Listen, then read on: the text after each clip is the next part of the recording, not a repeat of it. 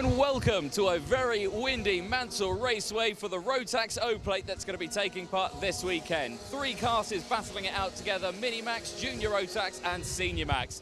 Around this amazing circuit, 1,032 meters in length. Who is going to take the illustrious O-Plate home with them this weekend?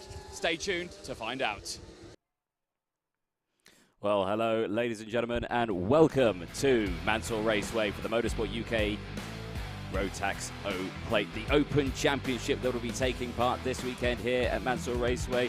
A beautiful circuit in the heart of Devon, but the weather today, well, it's been playing havoc with everyone. We'll look a little bit more into that a little bit later on. Myself, Anthony Jordan, in the commentary box, taking you through all the proceedings throughout today's racing. Obviously, we have those 3 classes: Mini Max, Senior Max and Junior Max. Here's a look at the track itself. 1,032 meters in length, 10 turns, 5 feet of elevation. It is flat out there, and established in 1969. Really the home of British karting back in the day. Here's a look then at the kind of weather. Scattered clouds now, but if you were with us a few hours ago in the morning here at Mansell Raceway, it was tipping it down. It was torrential rain. There was standing water all over the circuit. You couldn't see a thing, but now it has cleared up a little bit. The track is still soaking wet out there. There are not live pictures that you're seeing at the moment, but these are live pictures that you are seeing now, and you can just see there Dan Ashton, Clark of the course, making his way out onto the circuit there. Glad to have him with us this weekend. Minimax Grid are lined up then for their first race and first heat of the day.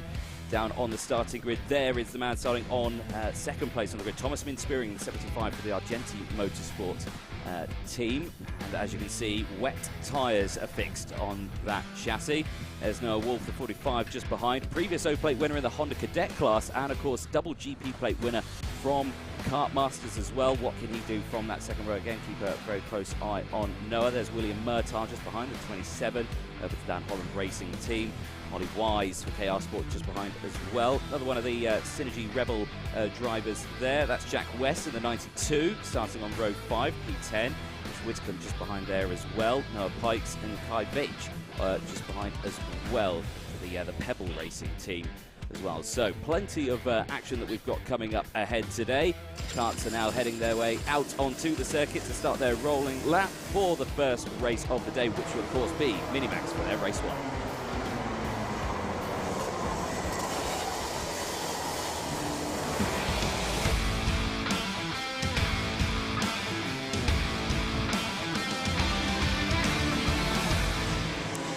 Let's have a look then at the starting lineup for this one. We'll quickly run through it as they're already making their way halfway round the track. Scott Marsh and Thomas Minspearing have been starting on that front row. Joshua Graham and Noah Wolf as well on row number 2. Harrison Whitcomb and William Murtaugh on row number 3. Michael Walker and Ollie Wise will round out row number 4. Row 5, Alexander Zigarevich on row 5 with Jack West alongside. Aris Miauskis and Joshua Whitcomb on row number 6. Row 7, Dalton Hayward and Noah Pikes. Adam Wooden and Kai Veitch will round out the entire grid.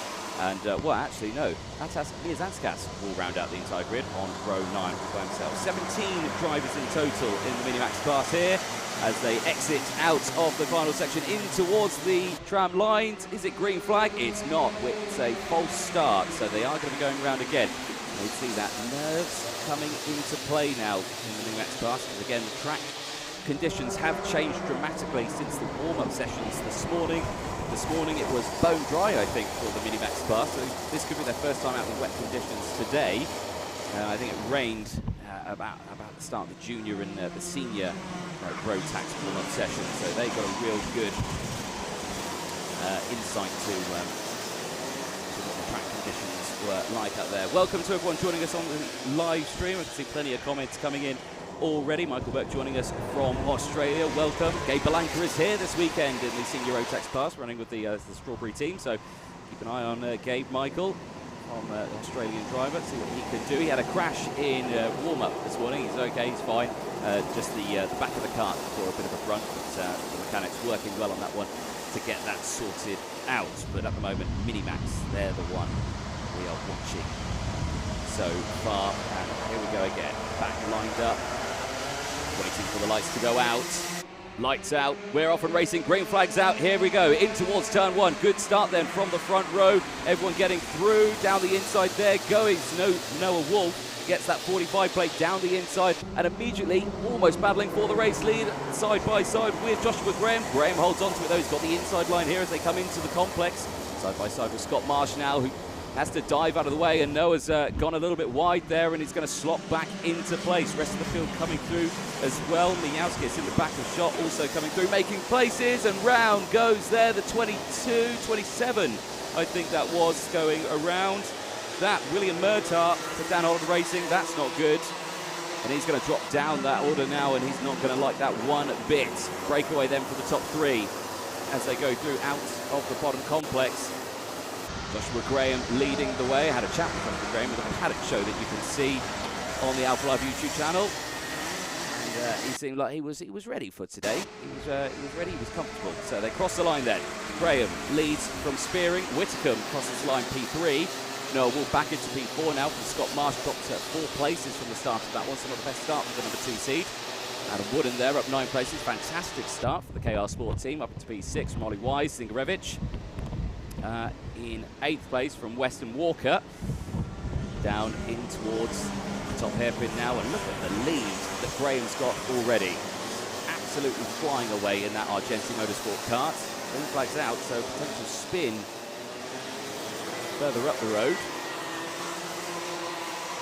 And you can see there, so Martin's just running into place there to get someone else, so I'll have to keep an eye on that to see who's dropped down the order when they next cross the line. But like we say, Graham's leading the way. Through the chicane. Now let's smack at those curves there. They've got to be careful. You see them do this in the dry as well as the wet, folks. That final chicane, they really hit those curves. They say it helps them get round the corner. Whether or not that's true is a different statement. It's a very harsh curve round there, and yeah, a lot of drivers are going to have to really pay attention to where they're positioning these cars. So, if you're new to British karting and you're not sure what you're watching the Rotax O-Plate, or the Open Championships, is the easier way to say it really. It's open to any drivers with a Motorsport UK licence who have any licence category, and can race, obviously, the classes that are racing this weekend are the Rotax classes, so we have Minimax, Junimax and Seniormax, but they're all racing for that coveted O-Plate to take, obviously, one of the seeded numbers in the UK alongside the other seeded numbers that are out there. But this is a one-off event. This isn't a championship or anything like that. So this is a one-off event. Drivers will score points in these heats to determine where they'll start for the final later on. And the final takes home the O-Plate. So at the moment then, all these drivers are just taking it a little bit calm out there at the moment. I have to say, you know what? It's quite nice to see. At the moment, they're all just getting around the track, no dramas whatsoever. I think a lot of them are experimenting with the track conditions because they are drying very, very quickly out there. The track here at Mansell Raceway does dry up very, very quickly. The tarmac's quite coarse, so the liquid drains quickly. It's very windy here because it's right next to Bunkerswell Airport. Aerodrome, the old RAF base here from World War II, still going. There'll be planes taking off all throughout the day. Just over on the right-hand side of your screens is the runway. But again, so you may find that this track could be completely bone dry by the time this race ends. Now, looking here, Graham under pressure now, 3 laps in. Noah Wolf has made his way back through the pack now. He's got past Spearing, he's got past Marsh, and now he's going to get past Graham here for the race lead, side by side. And he gets it done. Wolf now takes the lead back in Minimax. Obviously started on that second row in P4. Now leading this race with 7.5 minutes to go. Graham's still there in second place. He's not dropped off too much. If you can latch onto the back of Wolf, this would be good because now they can just drive away. You can see Wolf on the running a Birrell chassis apparently on my screen this time around. So, the Synergy Racing Development Team. See the Argenti kart there behind, running the Kart Republic chassis. Steering just behind as well. Also on that, so as they go through, nice gap already from Wolf. Half a second is what he's got now from Graham. to look further back as well in this one. Big movers there. Adam Wooden still up there in P7 after gaining 8 places, so a good start there. Dalton Hayward, so up to P11, 2 places gained. Michael Walker's not had the greatest start for Drivers on number 32. He's gone down to 12th place, and looks like we've got a retirement. We have. Into the pit lane comes the number 13, Aris Briauskis, the Argenti team. He's diving in, something not running well on his wagon, and he pulls straight into the pit lane and out of this race. So he's not come round the sort of dummy pit lane area to get back out onto the track. He has pulled it straight in. So unfortunately, that does look like Aris Briauskis is out of this first heat, which is not good. It's going to affect him dearly for his grid position for the final later on today. Wolf then leading comfortably. Battle for second rages on. Graham and Marsh. And under investigation, Thomas Smith Spearing, driver who started on the front row, currently sitting in P4 now. Under investigation, probably for a jump start, but we're not sure. No, Wolf then with the fastest lap of the race, 56.98. That gap increasing lap by lap.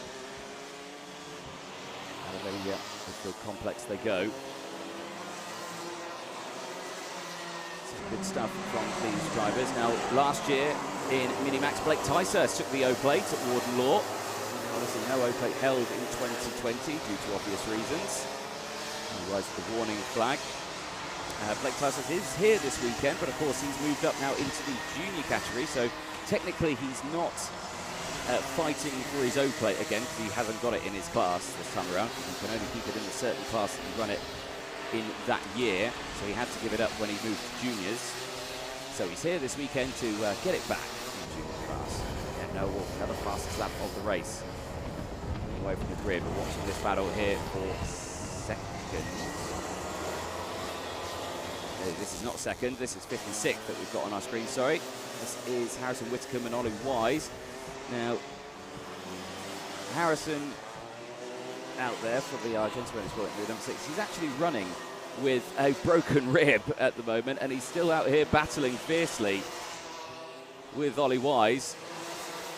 Wise trying to go absolutely side by side with him there through the midfield complex to come into the back section. And they go back here with the battle for 5th place. And you see there, every time Harrison hits one of the curves there, he's smashing his rib cage, and it is. I was shown a picture from his mother of the X-ray there, and it is a clean break in his ribs, and he's still out there racing around, which is absolutely amazing to see. Because I would be kicking and screaming in pain, but not Harrison. He's got this absolutely sorted. This is Adam Wooden, and he's made the most places at the moment. The number 9 KR Sport driver, under pressure though from the Ukrainian driver Zingarevich. The Argenti team with a hairpin, and Zingarevich gets the move done, so Wooden down into P8 now. 3.5 minutes to go of this one. And again, you have to remember, ladies and gents, the stories that we are going to be watching this weekend are not started yet. This is the first chapter of these drivers' stories. They've got their first heat, second heat, and finals to go. It's a very short day here. We should only be going for around 4 hours or so. So a very short day for the O-plate.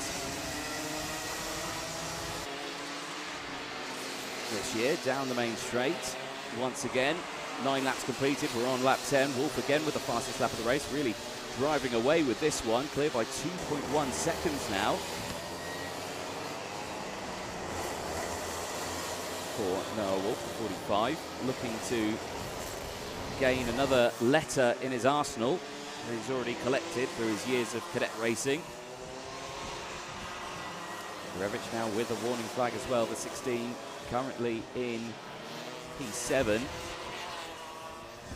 Got to be careful with that one. Race control keeping a very close eye on everyone. Cameras all over the circuit here at Mansell Raceway, placed out by Motorsport UK to keep an eye on the racing.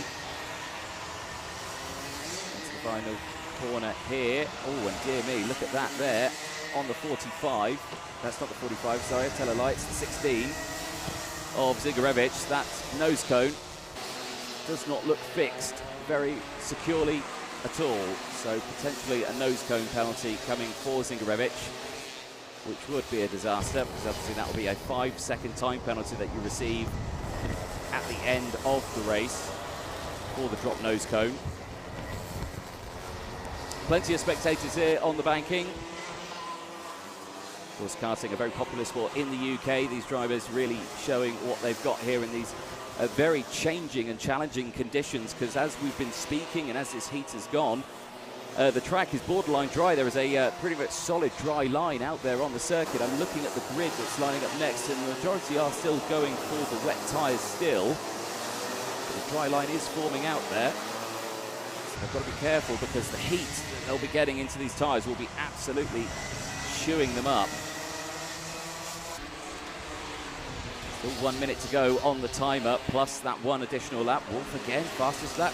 It just shows that the track is getting faster and faster as we go. Warning flag out to Harrison Whitcomb though, the number 66. Again, still got to be careful. We're watching here the battle for 8th and 7th. Zingarevich there with that potential nose cone penalty. He's got Jack West right behind, the other Synergy development driver, and no longer behind, now in front of Zingarevich there. So West up into P7 now. Back here a little further up, Whitcomb and Wise. Wise still not managing to get past it again. They're just working on their points at the moment. They're obviously as they go through this weekend. And oh, there's a dive down the inside there from Wise. Gets it done absolutely side by side. Whitcomb not giving it up at all and running him straight off the track there. And very defensive. And look at that. Look at Wise's nose cone. Also, it looks like that's dropped as well, as back down the inside there goes Whitcomb. Gets that move back. Looks over the shoulder just to make sure it's clear. Goes slightly defensive in towards the top hairpin. Comes back round. These drivers got to be very, very careful.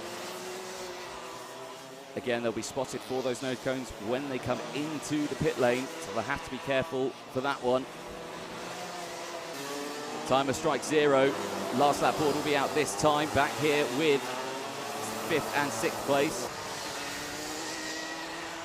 Still nothing that Wise can do. Whitcomb holding on very well here. Again, dives back down the inside here to try and go for 4th, and there's contact between the two of them. Whitcomb comes off stronger from the contact, and he goes back into 5th place. All meanwhile, that's allowing Jack West and Zingarevich to close up behind. But meanwhile, your race leader in this one, Noah Wolf, he's about down into the final section. He'll be coming into the final corner very, very soon. And he has, well, he's cleared the field by quite some way. 3.2 seconds for the 45 plate Noah Wolf. Round the final corner he comes, and the checker flag will go out. There he is, the number 45. Noah Wolf takes checkered flag. Scott Marsh comes through to take P2. Joshua Graham, a very controlled race at the front there. The top 3 separated by quite some way. The battle for 5th place, though, that was heating up. Whitcomb and Wise. Whitcomb comes out on top, at Wise with that question mark over his nose cone. Jack West will take 7th from Zingarevich, also with a question mark about his nose cone. Madam Wood and the E-plate, Dalton Hayward taking P10. Michael Walker after dropping 4 places. Well, Mikey finishing in P11. Joshua Whitcomb in P12. Matas Miazanskas with a good race, up 4 places, finishing P13 from William Murtaugh. Kai Vetch in 15th. From Noah Pikes, the only retirement from that race, the number 13, Aris Miauskas for the Argenti Motorsport team, drops to P17 at the end of that. That is a look at the provisional race results at the end of Minimax Race 1. Heat 1, they will head into scrutineering and be checked over by our chief scrutineer this weekend, Paul Klassen, to make sure all is well and all is good. I'm looking at the carts going past, and the nose cones to the top 3 look absolutely fine. No dramas there whatsoever. But I am hearing some clutches there. So an excellent end to Minimax Heat 1, Race 1, and again, very tame, very calm, collected. Okay, we're all good. There is Paul Klassen, just watching the carts come in. Well, Race 1 completed. Race 2's coming up in just a moment's time. Junior Rotax for their Heat 1 will be coming up next.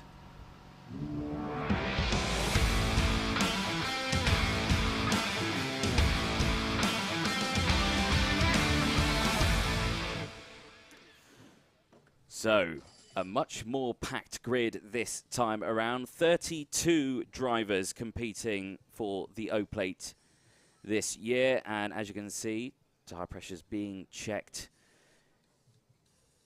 on the dummy grid. Plenty of drivers in this one. And, of course, some of them seeded drivers. Reza Seaworthian is the E-Plate for the BKC Racing Team. He's starting on the 5th row in this one. Also, we've got Neo Clark, the number 5 seed. Charlie Hart, the number 10. Harry Linden, the number 7. Ollie Stevens, the number 9. So there are plenty of talented drivers here. Even drivers who haven't got the seeded number. You know, Ewan Charman, who's starting on the 2nd row. Vinnie Phillips starting on the 2nd row as well. And these drivers getting themselves primed and ready. And, oh, am I seeing some slick tyres out there? Some wets. So let's see who has got some slick tyres out there. I think I saw one at the front of the grid. Ah, there's some slicks. And the number 61, that is Daniel Tribe, the privateer driver on the Cosmic chassis. He's decided to go for slick tyres. So making the early call. But I say, I'm looking at the track, and it looks bone dry out there. So slicks may have been the way forward on this one. A lot of this grid is on wet tyres, and they may find that they're not going to look very wet tyres at the end of this session. They may look more like slicks at the end of this session. But Wagon's about to get rolling on this one. Let's have a look at the starting lineup when they head out. Obviously 32 of these drivers racing this weekend. There is Ted Bradbury for Sam Pollitt Racing. Sam Pollitt Racing had a good qualifying in this one. Ted Bradbury obviously on the front row. Blake Ticehurst on row 3 with teammate Charlie Hart as well. So Sam Pollitt Racing, 3 of their drivers in the top 6 in Heat 1 after qualifying. But yeah, looking at that track there, that looks like slicks to me. And, well, about 90% of that grid are on wets. I'd say there's probably more. I'd say 98% of that grid is on wets. So I can see another cut there. Who's that? So 1, 2, 3, 4, 5, 6th row back on the inside. Jez Williams, the number 8, running slicks as well. So 2 carts that I can see there. Carts make their way out. Let's have a look at the starting lineup then for Junior Rotax Race 2 of the weekend. Heat 1 for them as they go out. Neo Clark and Ted Bradbury will start on that front row. Vinnie Phillips and Ewan Charman round out row number 2. Charlie Hart and Blake Ticehurst on row 3. Harry Linden and Brandon Carr will round out row 4. And those drivers do from there. Reza Seaworthy on the E-Plate starting on the 5th row with Aditi Kulkarni alongside. Jez Williams and Ollie Stevens will round out row number 6 with the top 12 places. Jeff Hall and Leo Purchase on row 7. Freddie Allen and Alex Duncan will round out row number 8. Christoph Uberkovs and Matthew Lambert on row 9. Alexander Adams-Acton and Henry Beaumont on row 10, rounding out the top 20. Benjamin Bartlett and Charles Green on row 11. Daniel Tribe and Brandon Hill on row 12. Thomas Behrman and Archie Loynes on row 13. Greg Akers and Alfie Davis. Arthur Thacker, Harry Mitchell, George Pillsbury, Harry Maynard on the top 16 rows, and the grid. Carts making their way down the start-finish line into the tram lines. Lights are out, we're off and racing, 12 minutes plus 1 additional lap, and already there, Ted Bradbury dives down to the inside to try and cover off Noah Wolf, but gets nerfed out wide there as Neo Clark holds onto it, now takes the lead. Drivers will have to be careful who they're on the slick tyres because of that wet patch, but as you look there, as they get around here, the rest of the track, bone dry. And remember, all of these drivers, bar 2 that we've seen, are on the slick tyres. Daniel Tribe, the privateer, who started on the 12th row. Keep an eye on the 61 coming through the pack as they're 4 wide here. You've got to be careful you don't get squeezed out wide into that soft barriers here at the front, though. Battle for the lead rages on as down the inside there goes Ted Bradbury. And a spin there and off goes one of the karts. I couldn't quite see the number. Potentially the driver who's in third. It could have been Charlie Hart there. It was Charlie Hart, the number 10. Oh dear, the Sam Pollock Racing driver who had such a good qualifying to start on the third row. Now at the back, as down the inside there, one of the Strawberry karts making positions. And obviously we'll have to keep an eye on Jez Williams as well, the number 8, as to where they are out on circuit. It looks like Jez hasn't had the best of starts in this one. So Neo Clark leads the way then from Bradbury. Harry Linden is up now into P13. Jarman, I tell you what, for Hunter Motorsport, 89, Gustav Uzakovs, 12 places gained up into P5. From the 9th row on the grid, already well in a good spot here in P5. Brandon Carr still there in 6th place. Ticehurst, last year's Minimax O-Plate winner, is currently in P7. Clear breakaway for our top 2 then, but remember, they're all on the wet tyres. Everyone here is on wet tyres, bar 2 of them. But where is Jez Williams and where is Daniel Tribe? Because they should be excelling in these track conditions here. And at the moment, I think they're just swamped in the pack. They can't really gain anything because side by side, the 42 of Charman making moves there, getting past, I think that was Uzakovs, to get that move done. Leaders pulling away nicely, working together, crucially eating those tyres. Right, let's have a look down the timing screen. Where is where? Right, Jez Williams in the number 8 dropped 5 places at the start of that one. It's down into P16. Daniel Tribe. Not seeing Daniel Tribe on my list anywhere. I think he might be quite far down. Daniel Tribe, yeah, lost 8 positions as well, down into 31st. So, bit of a nightmare for our slick tyre drivers. Vinny Phillips, though, with the fastest lap of the race. Vinny currently doing a good job. Not the best of starts, though, for Vinny. Did drop 6 places, but he's fighting back now. That start was very harsh at the beginning there, because, of course, they'll all be with those wet tyres trying to gain positions, as Bradbury has taken the lead from Neo. And I think who's come through there? Is that Dieter Kulkani who's come through? No, I think it's a timing glitch. It's still Neo Clark. So Ted Bradbury leads from Neo Clark at the moment. They've broken away quite a sizable gap. Harry Linden and Ewan Charman are very close, though, for 2nd place. They've also got the company of Dieter Kulkani and Vinny Phillips very close behind there, as Dieter Kulkani gets down the inside of Brandon Carr by the looks of it through the midfield complex. Fastest lap coming in this time around for Ted Bradbury for the Sam Pollock Racing team, doing well at the start here. Qualified P2 from Neo. Speaking to Neo Clark during the lunch break here before we went racing, he was hoping that it would be dry conditions because wagon doesn't roll too well in wet conditions, he says. So hopefully for himself it stays dry this weekend, but the weather has been, well, it's not been on our side this weekend. It's down the inside here, looking like Ewan Charman making the move, gets that move done, dives past Harry Linden, and Linden is going to have to slot in now and try and fight back, and he's going to struggle here because Aditya Kulkarni is coming through now as well in the number 32 as Ethan Jeff Hall with the fastest lap. Down the back straight they go, into the hairpin, and defensive there, everyone hugging that inside line. Trains starting to form, which is allowing everyone else to break away slightly at the front. Under 7 minutes to go then of this heat. There, Brandon Carr, the KR Sport team, running well, P4 currently. Just had Aditya Kulkarni go absolutely side by side, and back down the inside goes Kulkarni. This is a strong performance from Aditya.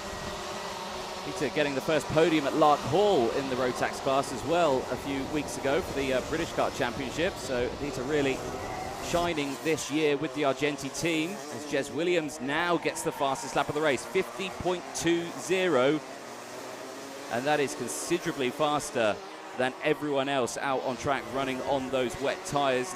Jez now back up into P11, so has gained those 8 positions back from the terrible start that Jez has. But because there are so many karts out here, the track now is bone dry. Brandon Carr absolutely smacking those curbs there as they go back onto the start-finish straight. So it's Bradbury still leading from Clark. That gap now 1.6 seconds. Sharman still there in third. Kulkarni up 6 places, now holding on to P4. And a fastest lap of the race as well, 50.03. So there's a detour also on slick tyres. So I'm not too sure. That's a very quick time for someone who's potentially on wets. So I'll have to see whether or not that 32 is running on slick tyres. We didn't see all the karts before they left the dummy grid. Side by side there as well for Adita and Ewan Charman, and Adita's got past. Looking at that, I couldn't quite tell actually, but Charman gesticulating wildly there, just saying, "Yep, go faster, and I'll follow you along." I think that's a good move. No, he's on wets. He is on wet, so Adita Kulkarni is getting through this pack very, very well then. Clouds are coming over again. I don't think we're expecting any rain close. 4.5 minutes to go. Jez Williams, another fastest lap of the race, now into the 49s. The only driver into the 49s. Now up another 3 places, now into P8. So now Jez is getting this work done. All these drivers, they may think they're safe, but we could see Jez Williams in that KR Sport kart who's making more moves there. Another 2 places gained. Jez is now behind Ethan Jeff Hall for 5th place as Brandon Carr gets a technical flag. So something not right then with Brandon Carr's kart.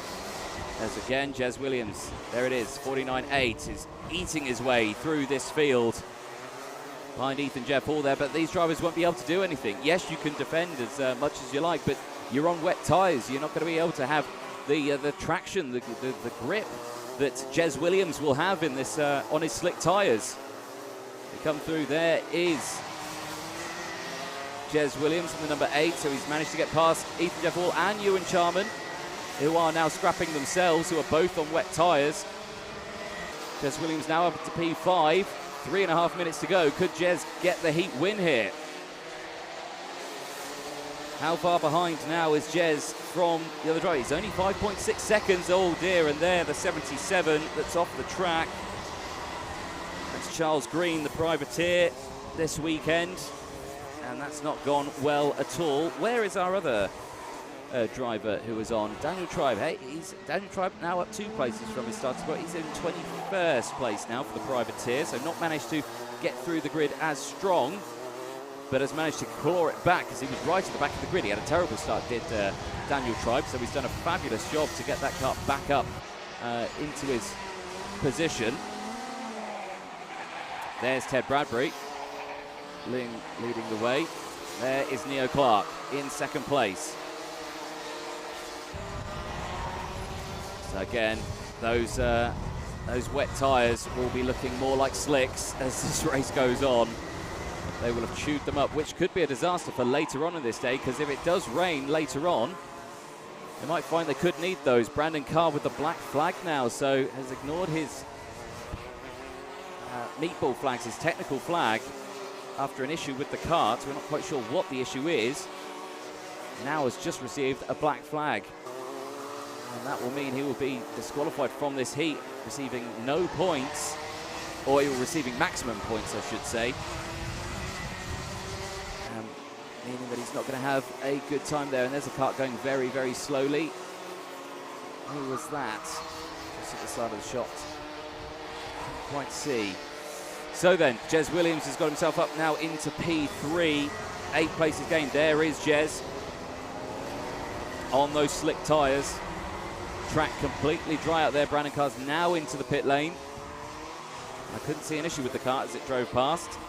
There's that kart just pulling themselves off to the side. Not sure who that is still. Possibly Arthur Thacker or Charles Green. We saw Charles Green retire earlier on, but I'm not sure if that's his kart. He tried to get it going again. Here though, battle for second place.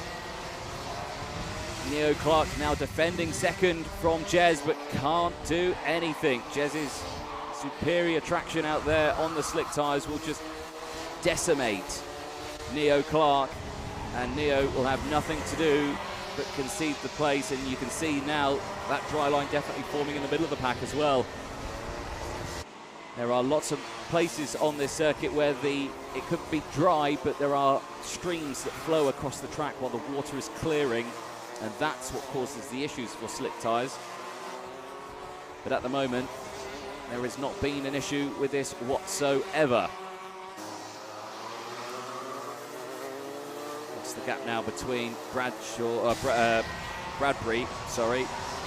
and Williams? 2.8 seconds. Oh, he's really pushing that kart now. He wants that heat win. There's Ted Bradbury in the 20. Gap now, not much at all. 1.6 seconds now is the gap. Back market in between these two of them. That's the 35 of Braden Hill, privateer driver. Gets out of the way. He's waited till this last lap. So timer has struck 0. There's a 5-second time penalty going out to the 74, Alfie Davis, privateer driver. So where is Jez Williams now, and how close is he to the back of Bradbury? There is Jez Williams. Bradbury's just in front. He's going to wait to the last lap then. In this first heat, through turn 1 they go.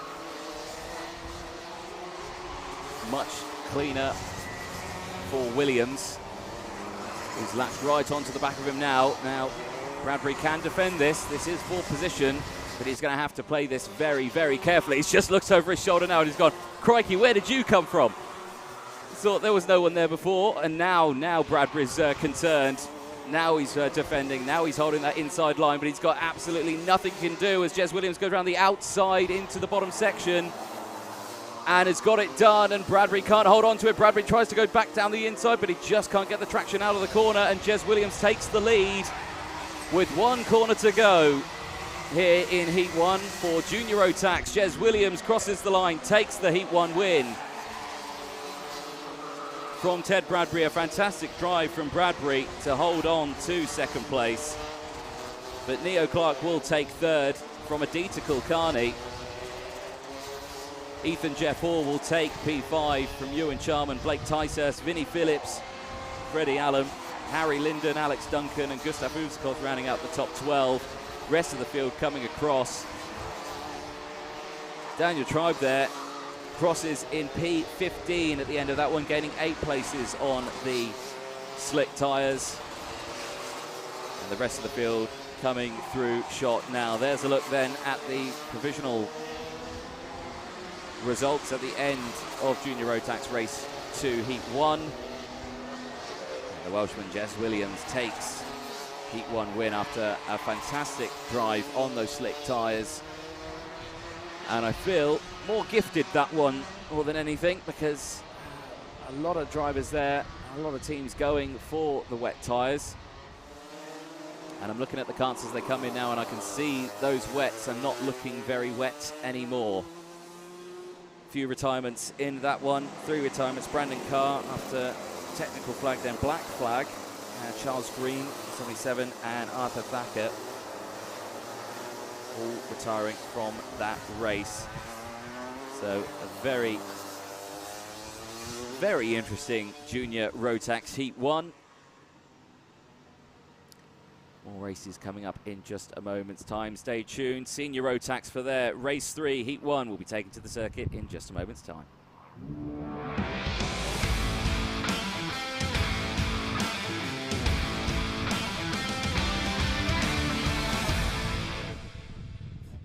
Well, here we go, back in the dummy grid area.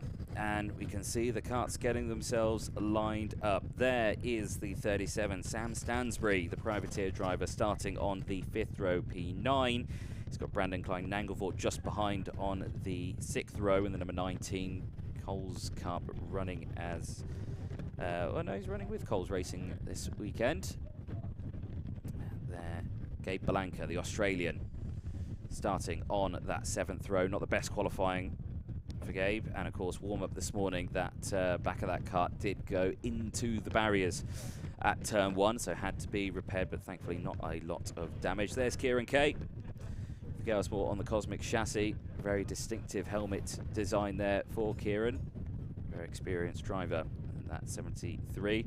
Poppy Stevens, the 89, that kart had a lot of repair work needed for it at the end of warm-up after also a crash at turn 1. Also, half of it not her fault either.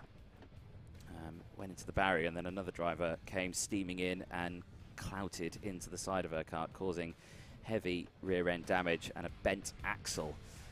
So a lot of work had to be done on that kart to get that sorted. There's privateer Jake Davis starting at the back, that number 74. Now, Lewis Gilbert. What happened to Lewis Gilbert in qualifying? Because he did not have a good qualifying. He is the current O-plate in the senior Rotax category. He is here defending his O-plate. But why is he at the back of the grid? Let's have a look. Ooh, disqualified from qualifying. What happened there for Lewis Gilbert? Ooh, scrutineering non-compliance. Right, okay, so there we go. Had to go to the back of that one, so he's going to have to do a lot of work then at the back of that grid to bring that O-plate home with him again this year. It's a far camera shot there, kind of showing how windy it is out there, but also the heat haze as well. The sun has come out here, ladies and gentlemen. It is beautiful sunshine. I can see there's shorts on the go. There's big warm jackets on the go as well. There's t-shirts out there. The mechanics don't even know what to wear, let alone what to put on the kart, whether or not slicks or wets. But it looks like this entire grid is on slicks, which I think is probably the right call. I think they've seen that last race and saw the tyre degradation and thought, yes, I think slicks is the way forward on this one. So, big grid of drivers in senior as well. 26 drivers in total for the senior Rotax class.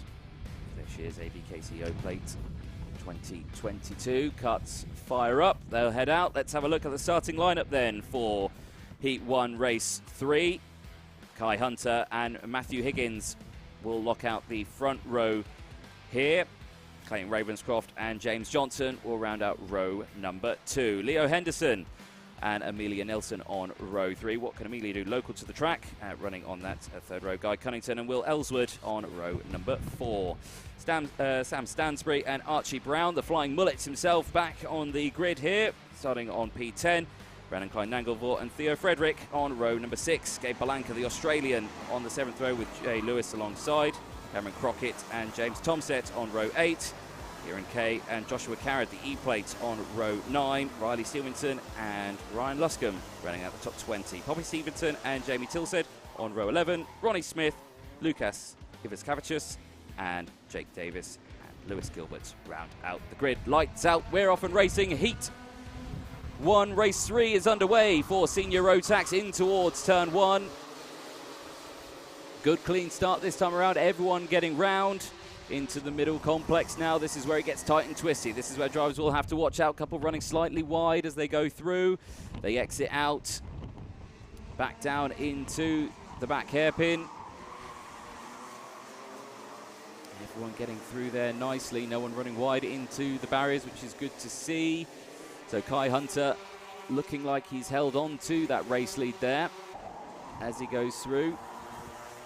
As indeed. Matthew Higgins, though, his teammates got up into 2nd place, though. We started from 2nd, so the 2 teammates will work together now. And will probably just drive away from the main pack. I said they're going to work together. They're not going to work together at all. Matthew Higgins dives down the inside. Of course, this isn't a championship race. This is the O plate, ladies and gents. They all want it, so the kind of rule of teammates goes out the book, or goes out the window, I should say. So they will be fighting for position. Kai Hunter, last year's British champs runner-up from his brother Reese. Fighting strong here. Reese is here. He's obviously the team owner for the Hunter Motorsport team now. Running the Amelia Nelson driver 21 for Hunter Motorsport. So Reese is here this weekend. And he was a bit gutted. I spoke to him. He said, oh, I'd rather be racing this weekend than mechanicking. But hey ho, it is what it is. You're a team boss now, Reese. Oh, it's down the inside there. The 22, Gabe Balanka, trying to get moves done, and more moves here coming through as the 99 comes through shot. Ryan Luscombe gaining moves back here at the lead. These two not scrapping too hard now, but keep an eye on Kai Hunter. I suspect he'll probably try and fight back. Leon Henderson there in P3. He's had a good start, up 2 places from Guy Cunnington, who's gained 3. Had a good chat with Guy. He said he hopes it stays wet because Wagon doesn't roll too well in the dry. So there we go. Drivers wanting it to be wet, drivers wanting it to be dry. At the moment, the dry conditions leading the way. James Johnson there, still in P5. Dropped down 1 place from 4th. Having to fight onto that one. Clayton Ravenscroft, fastest lap of the race. Clayton's back, ladies and gents. He's not in the British this year. He's dropped out and he's back here for the O plate. Had a good chat with him. His dad, Steve, mum Victoria here as support. Steve on the spanners. Had a good chat with him during the Paddock show as well, so you can catch that on the Alpha Live channel. Please do keep getting your comments in, ladies and gents. Let us know who your predictions are for this year's O-Plates in the 3 classes that we've got here this weekend. Let us know who you are supporting on the live stream. Do make sure you do drop a like as well. If you are enjoying the content you are seeing here, give the stream a like, because it always helps. There, Guy Cunnington, the GP plate, Kartmasters champion from last year in Senior Rotax, currently in P4. Nelson with the fastest lap of the race. Here is Amelia, currently P12 for Amelia Nelson. Has not had the best start to this one, has dropped 6 places. Now finding her feet again and gaining back up the order. There's Ravenscroft and Ellswood. Line stern. This is behind Guy Cunnington. This is the battle for 4th place. Here comes Ravenscroft down the inside. Look at that, just absolutely drives past Cunnington there. So this could be what Guy was talking about earlier. Maybe it hasn't got the top end waft that is wanted, because that looked like Ravenscroft just quite easily drove right past there.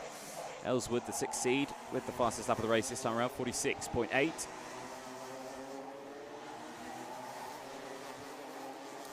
Okay, Balanka now with a warning flag, the Australian driver. Struggling out there at the moment. He's up 2 places, but still currently in P11 for the time being. Here's a look further back. There's Brendan Klein Nanglevort. This is the battle for 7th place. Will Ellswood a little further in front. Archie Brown, who's just managed to get past the Flying Munich, not running a sticker kit this weekend. He said it's not for weight reduction, he's lost them. So he lost his sticker kit. He doesn't know where it is, so he didn't put it on the card. So he's running a plain body kit this weekend. As down the inside there goes Sam Stansbury on Nanglevort. So Nanglevort now down into P9. 2 drivers just behind. That is Balanka and Nelson. The local driver versus the Australian driver. Who would you think was more local to the circuit? 6.5 minutes to go then. There's your leaders coming through. That looks like that's closed up quite a bit, actually. Leon Henderson's closed in. 0.6 of a second now is the gap between the top 3. As they go into the mid-pack section here. It's still Higgins who leads. Kai Hunter looking like he's wanting to fight back. He had a good exit there out of the complex.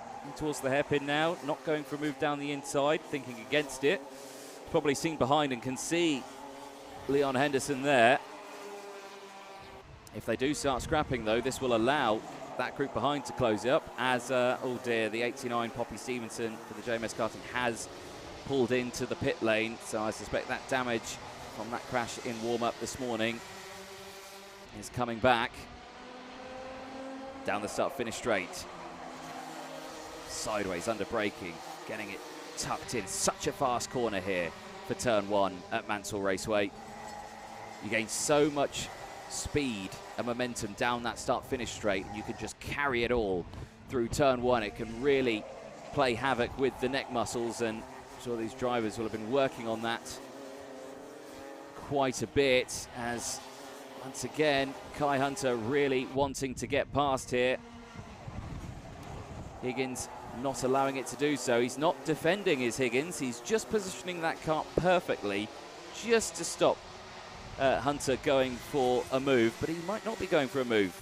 He could just be slotting in behind. You know, these two need to work together to try and open that gap back up, because Leon Henderson, the 94, is a threat there for the Strawberry Racing team, and will go for a move if he sees one open up. Clayton Ravenscroft's doing a fabulous job here. P4. Struggled a little bit in practice, but had a good qualifying yesterday to put it P3. Everyone else just slotting into place. A little look further down. Lewis Gilbert, the O plate's up 10 positions now from 26, now into P16 for the O plate. This is good stuff for Lewis Gilbert, Tender Racing Engines team. He's going to have to really work hard to maintain that O plate this year after that disqualification from qualifying. Cunnington's dropping down the order on my timing screen. No, he's gone back into place. I think just a timing glitch, so don't worry there, Guy Cunnington fans. All is well. 3.5 minutes to go then. Down they go, and you have to remember these drivers, the track conditions this morning now, they've changed dramatically from their warm-up session. So these drivers really bore the brunt of the rain this morning. It was absolutely torrential. I have to say, every mechanic, driver got absolutely soaked. I popped into the Strawberry tent, actually had a good chat with Guy Cunnington, who's just battling there with Ravenscroft. And he handed me his soaking wet race suit, and there's been an incident at turn 1 just off camera, and the 50 has gone off the track after a bit of contact there. That is James Johnson, and the exhaust went ping there, and no exhaust is attached to the back of that car. Yellow flags out in the first sector, and James Johnson clearly very frustrated with that one. I say anyone recovering that exhaust, don't pick it up with bare hands. Make sure you've got gloves on.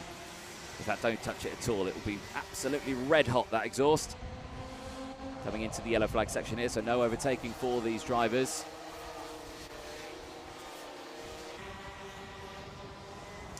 Minutes to go then on the timer. Higgins leads from Hunter, Henderson, Ravenscroft, Cunnington, Ellswood, Stansbury, Archie Brown there in P8, Nelson, P9, Balanka now into 10th place. Lewis Gilbert, more places gained. The O plate now into P11.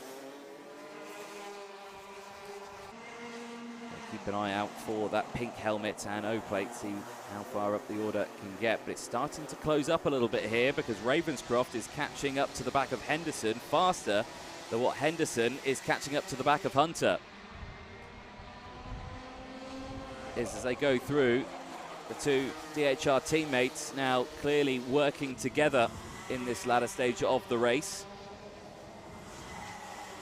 and breaking away from the main pack. Henderson now under pressure, because Ravenscroft has caught up to the back now of Henderson.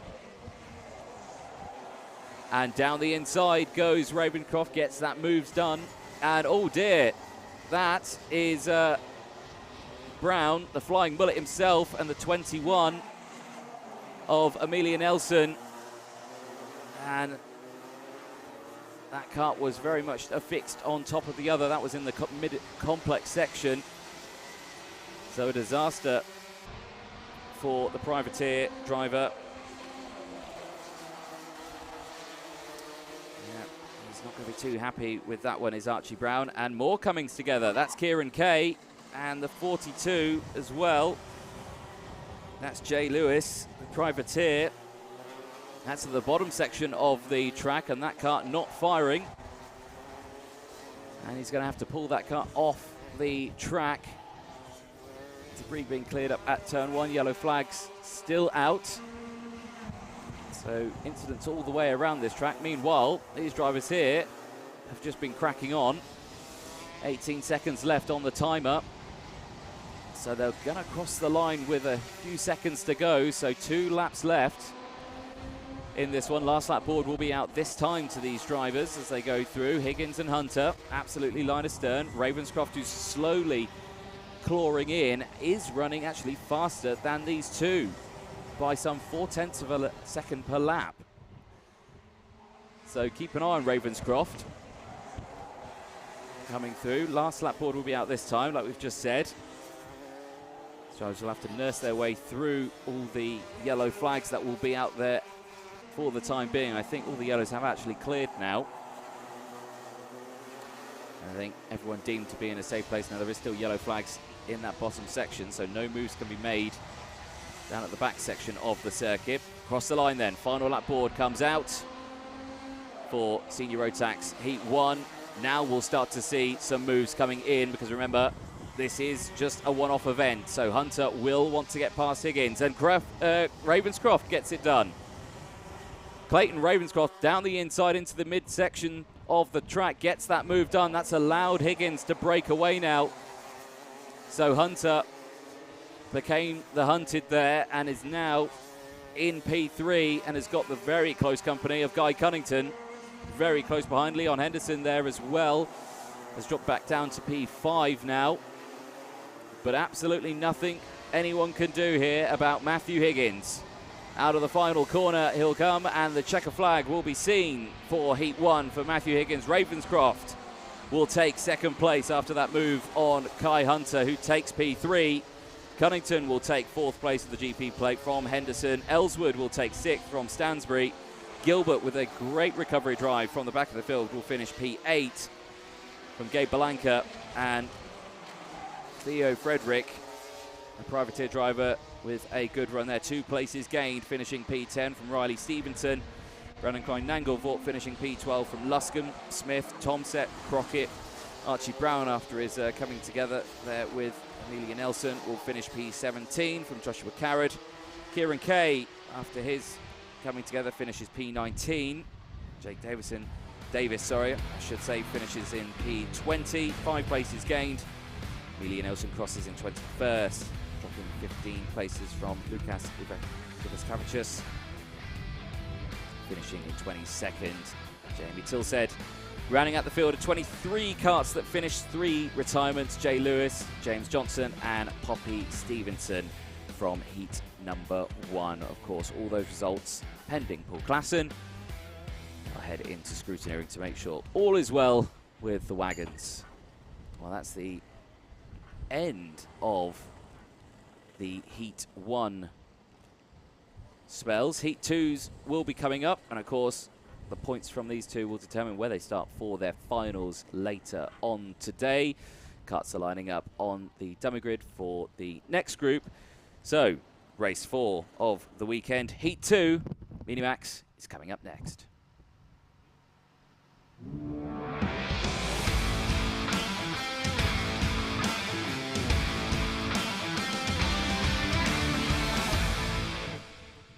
Well, here we are then with Minimax Race 4 Heat 2. There, Scott Marsh, the number 2 seed, on pole position in this one. Grids for this one, I believe, are exactly the same as what they were for Heat 1. They are indeed. So qualifying yesterday, very, very important for your heats today. Tyre pressures Getting checked there for Zingarevich, who did receive a penalty in Heat 1. Let's remind ourselves of what happened in Heat 1 in Mini Max. Noah Wolf took the race win from Scott Marsh and Joshua Graham. Penalties galore out in that one. Ollie Wise, Zingarevich, Adam Wooden, Dalton Hayward, Michael Walker, Matas Mierzanskas as well. William Murtaugh, Kajvich and Noah Pikes, all penalties, and retirement from Aras Miauskis as well in that one. There on your screen is Kajvich, number 74. Took part in our nose cone challenge thingamajig that you can see hopefully on the stream a little bit later on in the day. There is the number 24, Noah Pikes, Chaos Sport driver. Nice little wave there from Joshua Whitcomb, privateer driver, on our timing screen, but running with the Pebble racing team. There's Jack West. Calm, collected, had a good race, did Jack West. Finished P6, gaining 4 places in the first heat. Ollie Wise, the first of our drivers to receive time penalties in that one, finished P7 at the end. There is Noah Wolf, your Heat 1 winner. Again, starting on the second row, but this time we're slick tyres. First heat, as you remember, everyone was on the wet tyres. And all the time being, everyone looking pretty comfortable there. So Spearing, again, starting on the front row alongside Marsh. Spearing finished that race P4 in Heat 1. So we'll have to see what he can do this time around. Of course, hopefully, all stays well. I'm looking up at the clouds, and there are some dark clouds looming, but I don't think there's any rain due. It's literally just a bit cloudy out there. There is Noah's engineer Sam. Sam, who refuses to be interviewed. Oh, but we'll get him one day. He's risking the shorts and t-shirt look this weekend. And a nice shot there of the barely used slick tyres there affixed to Noah Wolf's kart. The iridium visors are back out. The clear visors have been tucked away. Everyone is primed and ready for this race.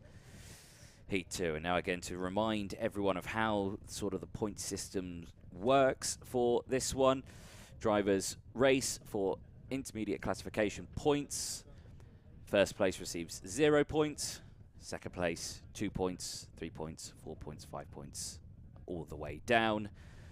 They add up those points after the end of the first 2 heats. That determines their starting grid for for the final later on today. And then the final gives us our O-Plate winner. Last Cut's just making the way to the grid. The 13, a bit of a late arrival there. That was Aras Miauskis, who did retire from the first heat. So hopefully all is running well for Aras.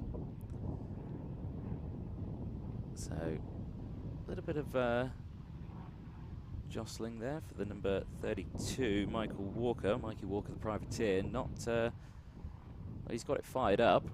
So I think there was a bit of concern there that it wasn't going to fire, but all is well.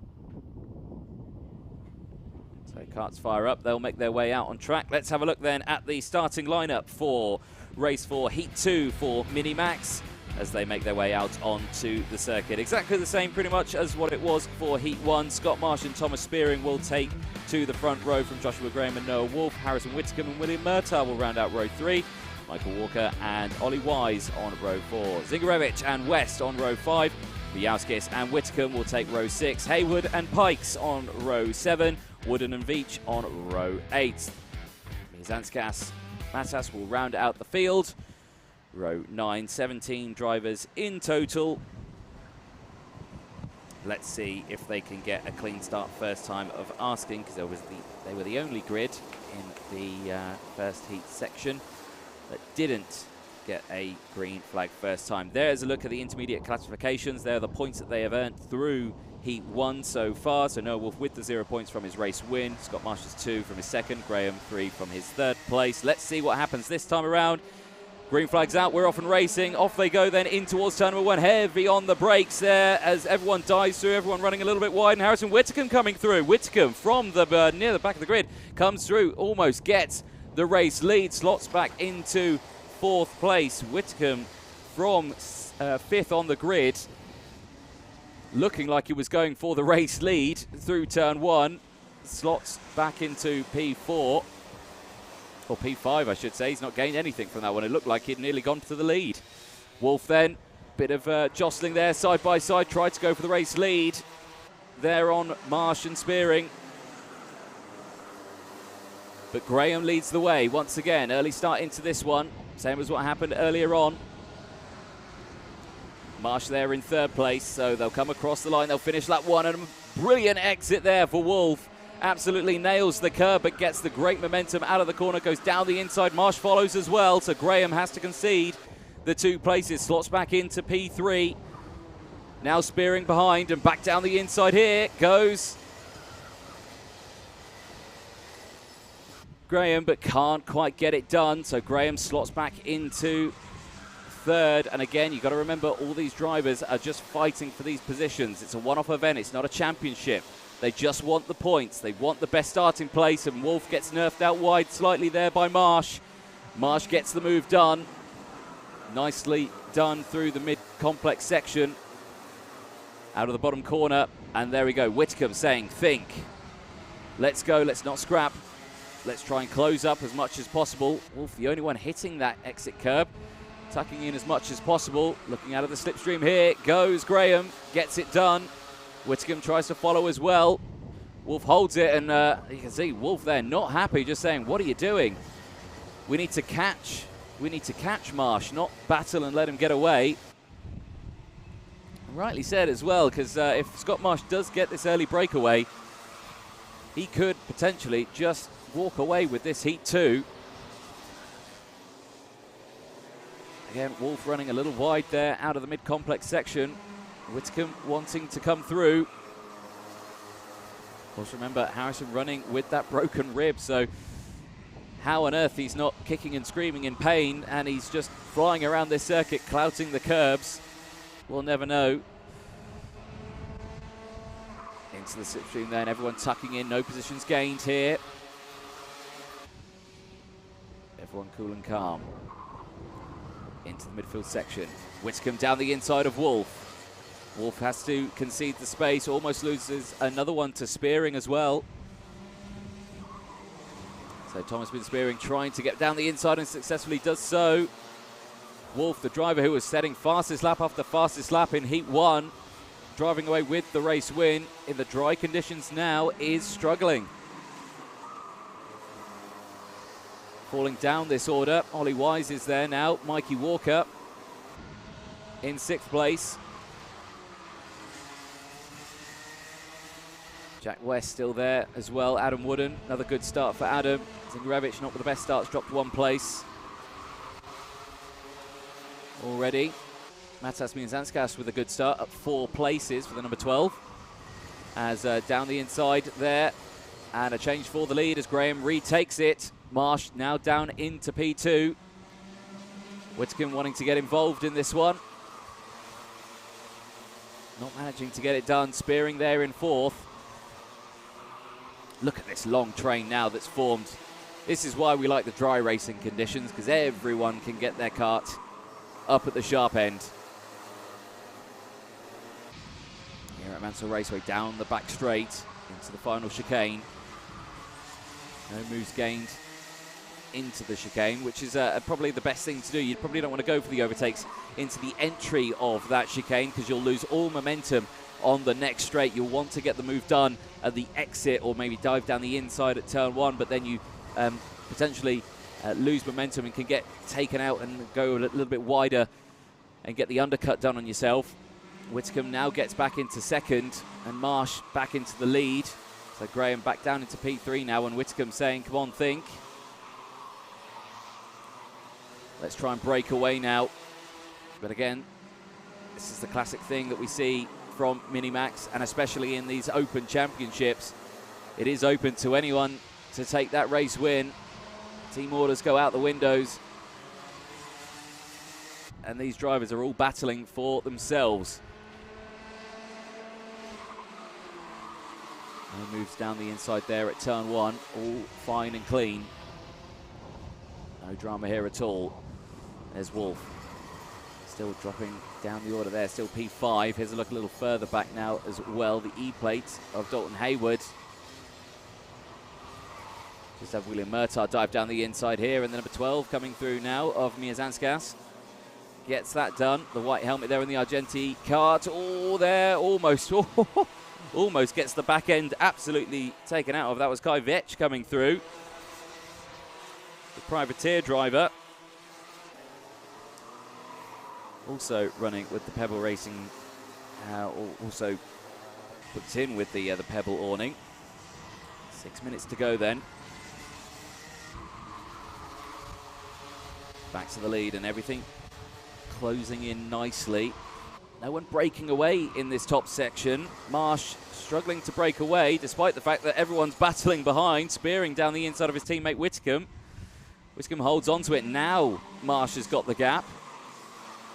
As down the inside goes Graham. So Sargenti second, third and fourth.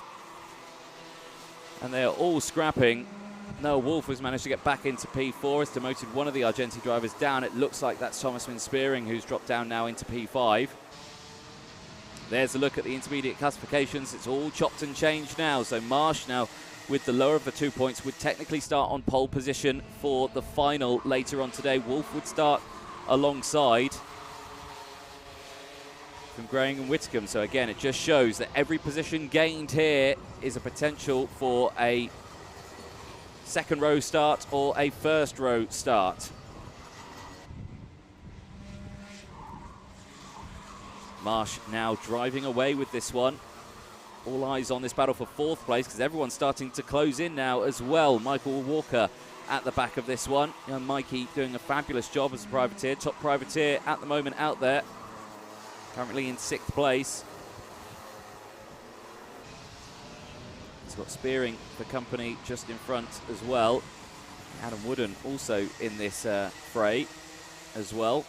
4.5 minutes to go on this one. Now, the two Argenti drivers of Whitcomb and Graham are working together because they've realised that, oh no, Scott Marsh is driven away. And Spearing wants to be a part of that trio. He's not managing to do so, chucking the kart in, but then losing all momentum on the exit, allowing Wolf to just position his kart back down the inside. And then taking that back again, look at that. Wooden trying to get down the inside as well. The number 9 seed trying his hardest to get through this back. He wants to get to the front of this group to then try and catch up to the back of the group in front. But unfortunately, at the way that they're going, they are only going to fall backwards and not go forwards. Position still being gained in the mid-pack section as well. So we keep an eye on our leaders. Colton Hayward, the E-play, up 2 positions, now up into P11. Matas Miazanskas up 5 places, currently the P12, now in P12. Kai Vetch also. Retirement, well, it says retirement. I've not seen him come into the pit lane. Did he drop off? Michael Walker, number 32, on my timing screen, saying he has retired and pulled into the pit lane. That would be a shame because the top privateer running so well in P5 in this one.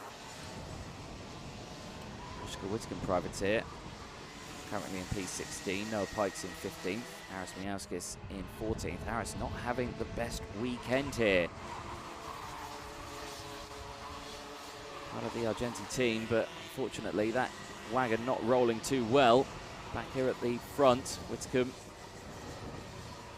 still battling with his teammate Graham for P2. Are they catching up to the back of Scott Marsh? Gap 0.7 of a second. They were slightly faster than him, only by about 3/10 on that last lap, was Graham. So we'll keep a close eye on this group, because I think they are starting to close in. Remember, 8 wheels works better than 4, especially at a circuit with a long straight. And there is, I don't think it's a headwind, I think it's more of a tailwind that they've got down the main straight. So that will still be benefiting them. Yeah, that gap has come down even more now, 0.5 of a second. So they are closing in on Scott Marsh. Again, they got their racing done early in this one, tried to get themselves into a good position. And now slowly starting to reel in Scott Marsh. Noah Wolf is still there in P4, closing in as well. Everyone now spread out in that mid-pack section. Ollie Wise still there in P5 from Spearing, now in P6. Wooden holding on to 7th from Murtaugh. West in 9th, Zingarevich rounding out the top 10. Hayward in 11th from Veach.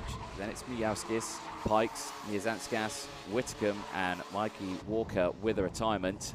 1 minute to go then, plus that one additional lap into the midsection.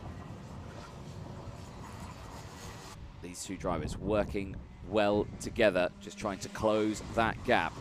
They have closed it a little bit more now, but it will get to a point where they have to try and keep up this momentum and then just freight train Marsh into an overtake. Because if they suddenly then stop this momentum and slot in behind, it'll just be a group of 3. And there you can see the hand gestures from Graham.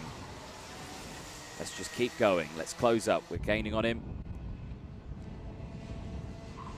But then at what point does Whitcomb say, I don't think we've got enough time to get past, because that timer is running out. Last lap board will be out this time for these top 3. Gap's gone down a fraction more, but they are just not quite in striking distance. Scott Marsh doing a fantastic job here at holding these two drivers off. Graham and Whitcomb, who have tried their hardest to close in, and they have closed in now. It is a group of 3. They're in the slipstream now. We could potentially see a move in towards turn 1 this time around if he gets the good run here from Graham. Slots in as much as possible. Is he going to pull out of the slipstream? No, he's not. He's going to stay behind. Still not close enough for the move. A little wide there goes Marsh, though, out of turn 1. He's now looking behind him. Now he goes defensive. Whitcomb on the outside. Graham has to concede the spot. Whitcomb gets the inside line as they go through here. Didn't lose too much time. Marsh is defensive. Whitcomb follows. Graham to the outside line. He's going to try and get the switch over. Can't quite do it. Graham's going to have a lot of work here to try and get this race win. Marsh still holding on to it into the bottom section. Out they go. Marsh looking over the shoulder. Graham saying, just go. Don't worry about it. I'll be happy with a 3rd place. Out of the final corner. Nothing they can do. But Scott Marsh will take the Heat 2 win from Whitcomb. Graham will finish P3 from Wolf. Wise, Thomas Spearing will finish in P6 from Adam Wooden. William Murtaugh, Jack West will take 9th place from Alexander Zingarevich. Rounding up the top 10 from Dalton Hayward, Aris Mijauskis, Kai Vetch, Noah Pike, Joshua Whitcomb, and Matas Miezanskas will round out the top 16 drivers that finished. Mikey Walker, the only retirement, finishing P17 as the privateer. Well, Scott Marsh with the lowest amount of points at the end of the 2 heats, finishes with 2 points to his name. Will start, if all goes well in scrutineering, on pole position for the final later on. Noah Wolf will finish or start 2nd from Joshua Graham and Harrison Whitcomb for the O-Plate final later on today. There is a look at your post-race or scrutineering results from race 4, heat 2. Marsh, Whitcomb, Graham, the top 3. and only one retirement. Mikey Walker, the 17 privateer, in 17th place. 2 more race heats to go then before the finals. Ladies and gentlemen, race 5, heat 2 for Junior Rotax. It's coming up next.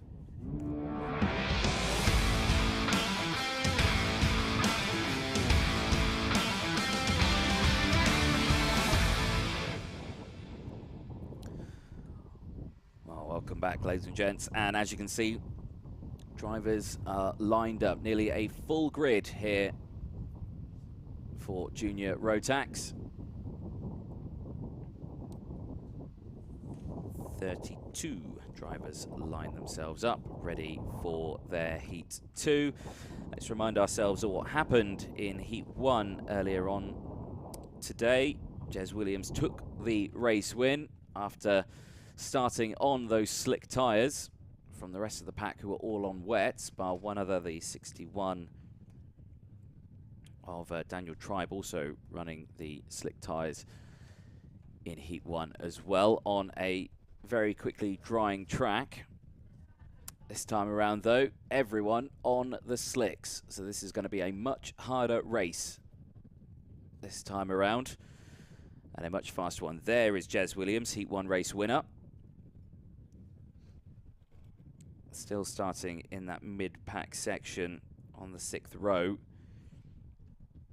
Freddie Allen there for the Sam Pollock Racing team. Alexander Adams-Acton in the 18. There's Benjamin Bartlett just behind in the number 44. It's Daniel Tribe, the other driver who went for the slick tyres in Heat 1. Thomas Behrman just behind, the 43 privateer of Gregory Akers. Arthur Thacker and George Pillsbury just behind. There's Harry Maynard. Harry Mitchell in the 26. Alfie Davis in the 74. Archie Loynt in the 55. Still running the clear visor out there, so expecting something along the way. Brandon Hill, privateer entry. I think their team name, the Fat Boy Racing Team, I think it's an excellent team name that they're running there for Braden Hill. Charles Green was just in front there. A little look further up there. Matthew Lambert for the BKC Racing Team. Alex Duncan with Argenti. Looking like he's having a good run on this one. Another privateer entry running with the BKC entry team. Leah Purchase in the 71. And Ollie Stevens, a driver who represented the UK in the Rotax Max Grand Finals in Bahrain. Now here at Mansell Raceway fighting for the O-Plate. Adita Kulkarni, excellent drive from Adita in Heat 1 on the wet tyres. Brandon Carr there, back out in this race. Had a mechanical flag in the last one, did Brandon, and got black flagged from the session, so he will have lost all opportunities to gain anything from that one. Carts head out. Let's have a look at the starting lineup then for Junior Rotax Race 5, Heat 2 of the day. Neo Clark and Ted Bradbury will be starting on that front row once again. Vinnie Phillips and Ewan Charman will be on row number 2. Charlie Hart and Blake Ticehurst on row 3. Harry Linden and Brandon Carr on row 4 just behind. Reza Seaworthian and Adita Kulkarni on row 5. Des Williams and Ollie Stevens will round out row number 6. Row 7, Ethan Jeff Hall and Leo Purchase. Freddie Allen and Alex Duncan on row 8. Gustav Foodskolds and Matthew Lambert on row 9. Alexander Adams-Acton and Henry Beaumont on row 10. Rounding up the top 20, Benjamin Bartlett, Charles Green on 11. Daniel Tribe and Brandon Hill on row 12. Row 13, Thomas Behrman and Archie Loynt. Gregory Akers and Alfie Davis. Arthur Thacker, Harry Mitchell, George Pillsbury and Harry Maynard round out the grid.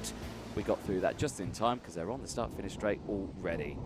Steering checks going on. They're not warming their tyres. They're not allowed to do that. They're just checking the steering to make sure it is connected still. Into the tram lines we go. Is it going to be green flag? It is. Green flag. Off we go then for Heat 2. For Junior Rotax, good start from Ted Bradbury, then covers that inside line as everyone scrambles for position. Bit of jostling in the mid-pack section there. One of the KR Sport carts going wide onto the grass, gets back onto the track, but also dropping several places as they go through the midsection. Now 3 wide through that tight bit there. They've got to be careful that they don't get squeezed into one of those barriers on the exit. Neo Clark retakes the lead. going through the back hairpin. They come down now. Ted Bradbury holds on to P2. Down into the bottom section. Bradbury now goes for the race lead, gets past or side by side with Neo Clark, and the 87 of Vinnie Phillips comes through to take second place.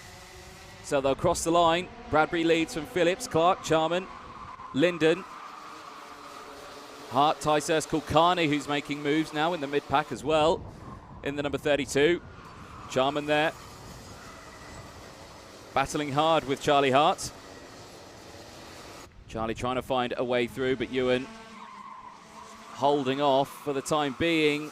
Charlie finds a gap and gets it through, and now Ewan is tumbling down this order. Aditya Kulkarni's got past, as well as the rest of the field as well. So a breakaway for the top three, but their eyes on fourth place for the time being as the number 7 of Harry Linden gets up behind Charlie Hart now. Ewan Charman slowly tumbling down the order.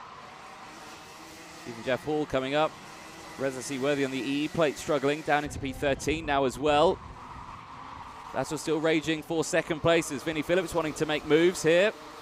Harry Linden gets past Charlie Hart as well. The number 7 getting past the number 10 into the mixed back section. Here comes Kulkarni though. Kulkarni down the inside, who won't have the momentum or the track position to get it done through the second part of this one. Slots back, and looks like Jez Williams getting involved in this one now as well. A huge scrap of cuts as they come through, a massive train of drivers. So fourth place, Harry Linden, now starting to calm down and close in on the group in front. Fifth place still Charlie Hart, Abedita Kulkarni. Group behind now starting to form. Starting with Blake Ticehurst. Battle for the lead heating up now as Vinnie Phillips has been passed by Neo Clark. Clark back up into P2. Bradbury back up into the lead. So still scrapping for that race lead as well. So chopping and changing all the way through this field. It's hard to really keep an eye on because there's overtakes left, right and centre here. Back with the race leaders. And Vinnie Phillips has managed to get back past Neo Clark. And all this retard, they haven't lost any time to themselves. They've not allowed anyone of themselves to break away. But they are still scrapping for position.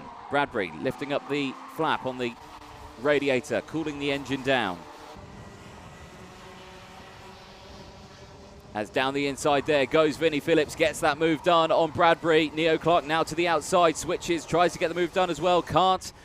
Slots back, Bradbury, big look over the shoulder there, just to see who's behind us.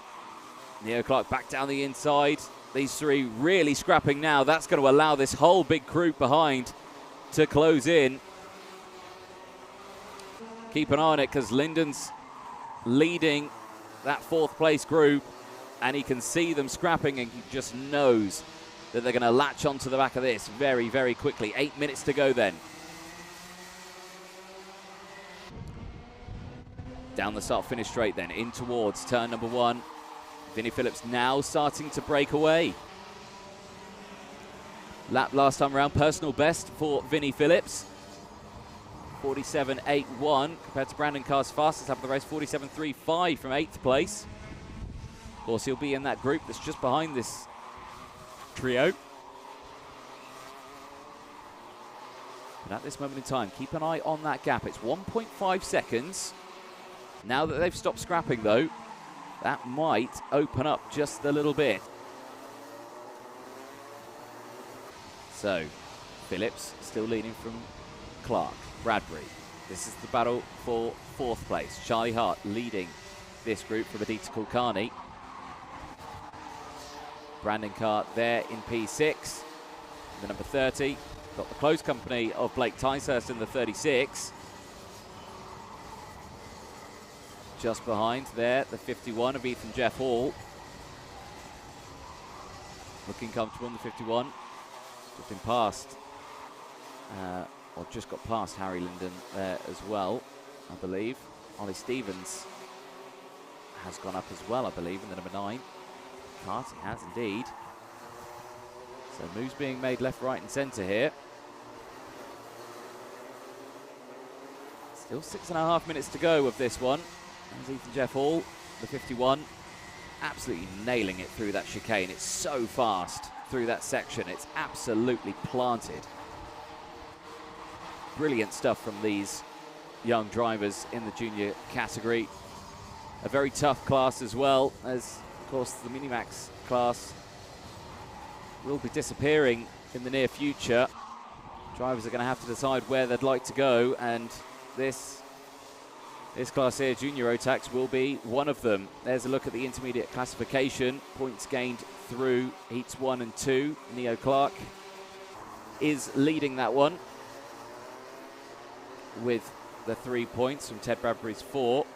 Nita Kulkarni's managed to get up into 3rd in the point standings from Vinnie Phillips. Jez Williams, though, with his 11 points, that will be helped by his heat win with 0 points, currently running in P11 at the moment. So starting in that mid-pack section, as it's all starting to get chopping and changing here again, because back comes Vinnie Phillips on Ted Bradbury. Neo Clark back down the inside.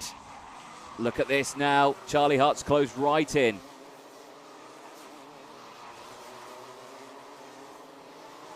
So all this group now looks like one big group. Aditya Kulkarni there as well. Brandon Carr, all in this group. 5 minutes to go. Big look over the shoulder there for Bradbury.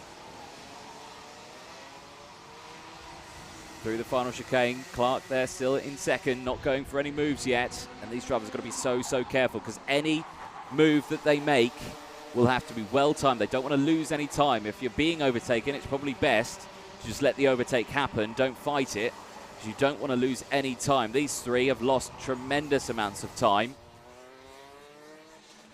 They were 1.5 seconds clear a few laps ago, but now one big train from 1st to 8th. Ethan Jeff Hall at the back of this group as well. Any of these drivers could take this heat win, and of course that could wildly change the point standings, because now with a chopping and changing, Bradbury now leads the intermediate classification from Neo Clark and Aditya Kulkarni, who would start on the 2nd row, but back down the inside there goes Neo Clark, gets it done through turn number 1 here. Vinnie Phillips now back into P2 as well, so Bradbury 1st to 3rd now has got to have to deal with Aditya Kulkarni just behind as well. Bradbury looks over the shoulder just to make sure it's clear, dives back down the inside, gets past Vinnie Phillips, and here comes Aditya Kulkarni. Kulkarni down the inside of Phillips, gets it done. Brandon Carr trying to follow as well, can't do it. Slots back into place. Neo Clark looking comfortable now at the front, bit of a gap now from himself and Charlie Hart, who's now up into P2.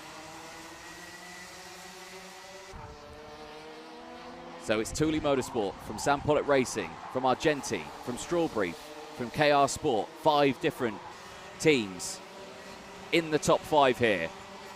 And look at that move there, Brandon Carr, wow, 2 for 1, and down the inside into the mid-complex. I don't know if he was even on the track at that point when he made that move, but wow, down the inside, gets Vinnie Phillips and Aditya Kulkarni, moves up into P3. I don't know if that move was meant to happen or if it was an accident, but down the inside there goes Brandon Carr, and let's have a look at what happened there, because it happened so quick. I don't think we even saw. So coming into the midfield complex, yeah, oh no, it was just a move on a move. There he goes. So Vinnie Phillips went for the move on Aditya Kulkarni, and Brandon Carr went for the move on both. Got it done. Absolutely fantastic stuff from those drivers. They're going to have to close back up now because they've lost a lot of time and momentum as they come through now. That gap now 0.7 of a second from Vinnie Phillips to Charlie Hart. Doesn't seem like a lot, but in karting, that's about a century for them. And less than 2 minutes to go. Still plenty of time in this race. But Neo Clark, for the time being, looking very comfortable. Charlie Hart there, doing a good job. A little look further back as well in this one.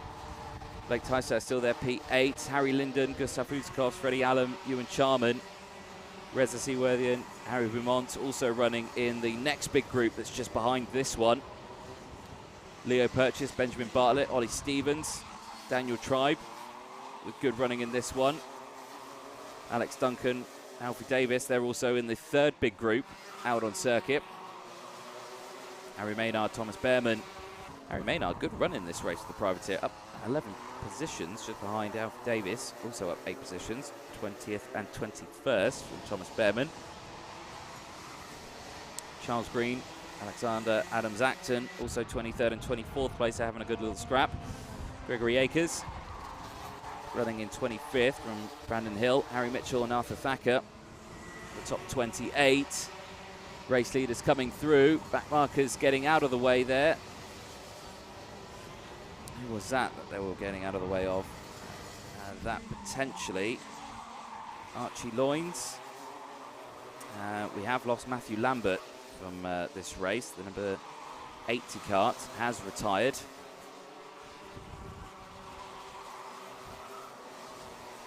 So clouds looming over the circuit.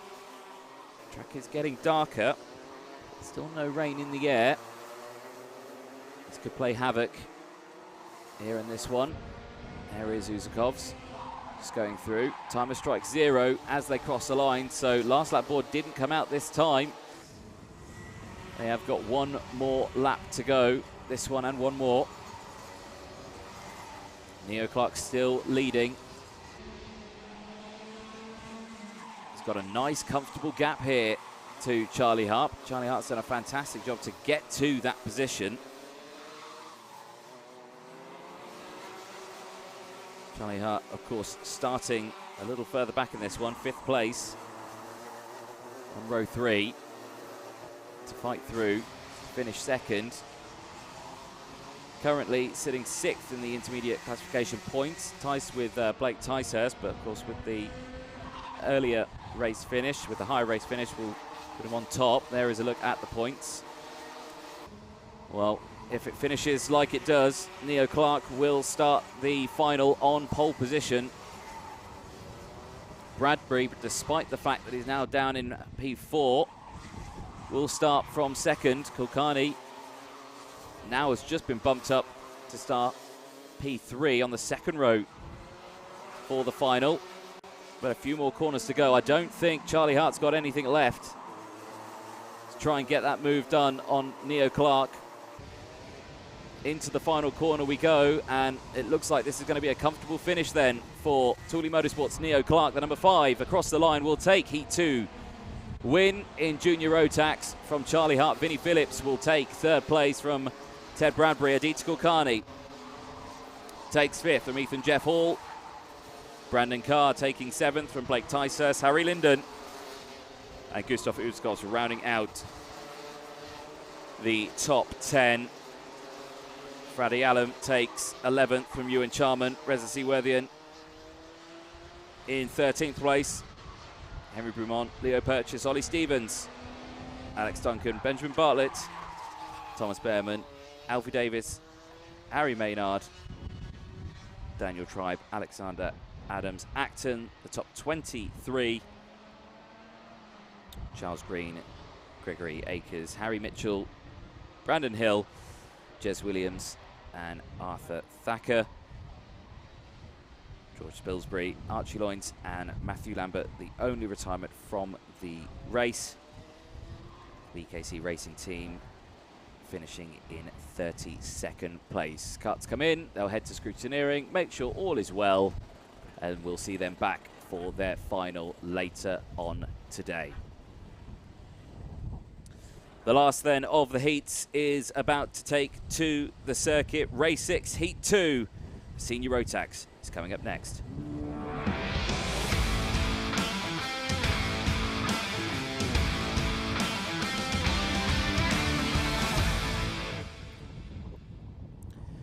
So Senior Rotax, Race 6, Heat 2 on the dummy grid. They're getting themselves lined up ready for their second and final heat for their finals later on.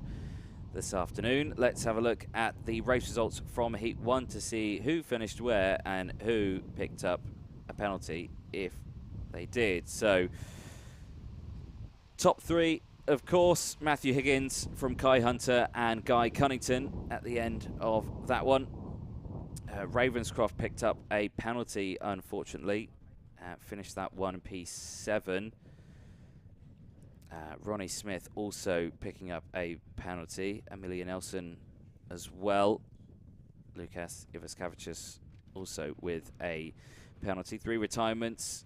Jay Lewis, James Johnson and Poppy Stevenson. Hopefully this time around everyone can get through nice and well. There, the 75 on your screen. That is Clayton Ravenscroft. Getting themselves ready. The 94, Leon Henderson, the Scottish driver, primed and ready. The GP plate, Guy Cunnington. Last few words of encouragement. There again, the 37, Sam Stansbury. Starting from 9th place on the 5th row. Brandon Klein-Nangelvoort there, hopefully looking for a better race this time around. Finished P12, so lost a position, didn't gain any places. There, the Australian, Gabe Belanca in the 22. Wanting to gain positions here. The 88 of Cameron Crockett had not a bad run in his last one. He did stayed in the same place, didn't gain anything, didn't lose anything, so he was all right at the end of that one. Poppy Stevens back on the grid, so whatever was wrong with the car hopefully has now been repaired. And there, the 96 Ronnie Smith and Jake Davis at the back of the grid on that inside row. There is your row plate.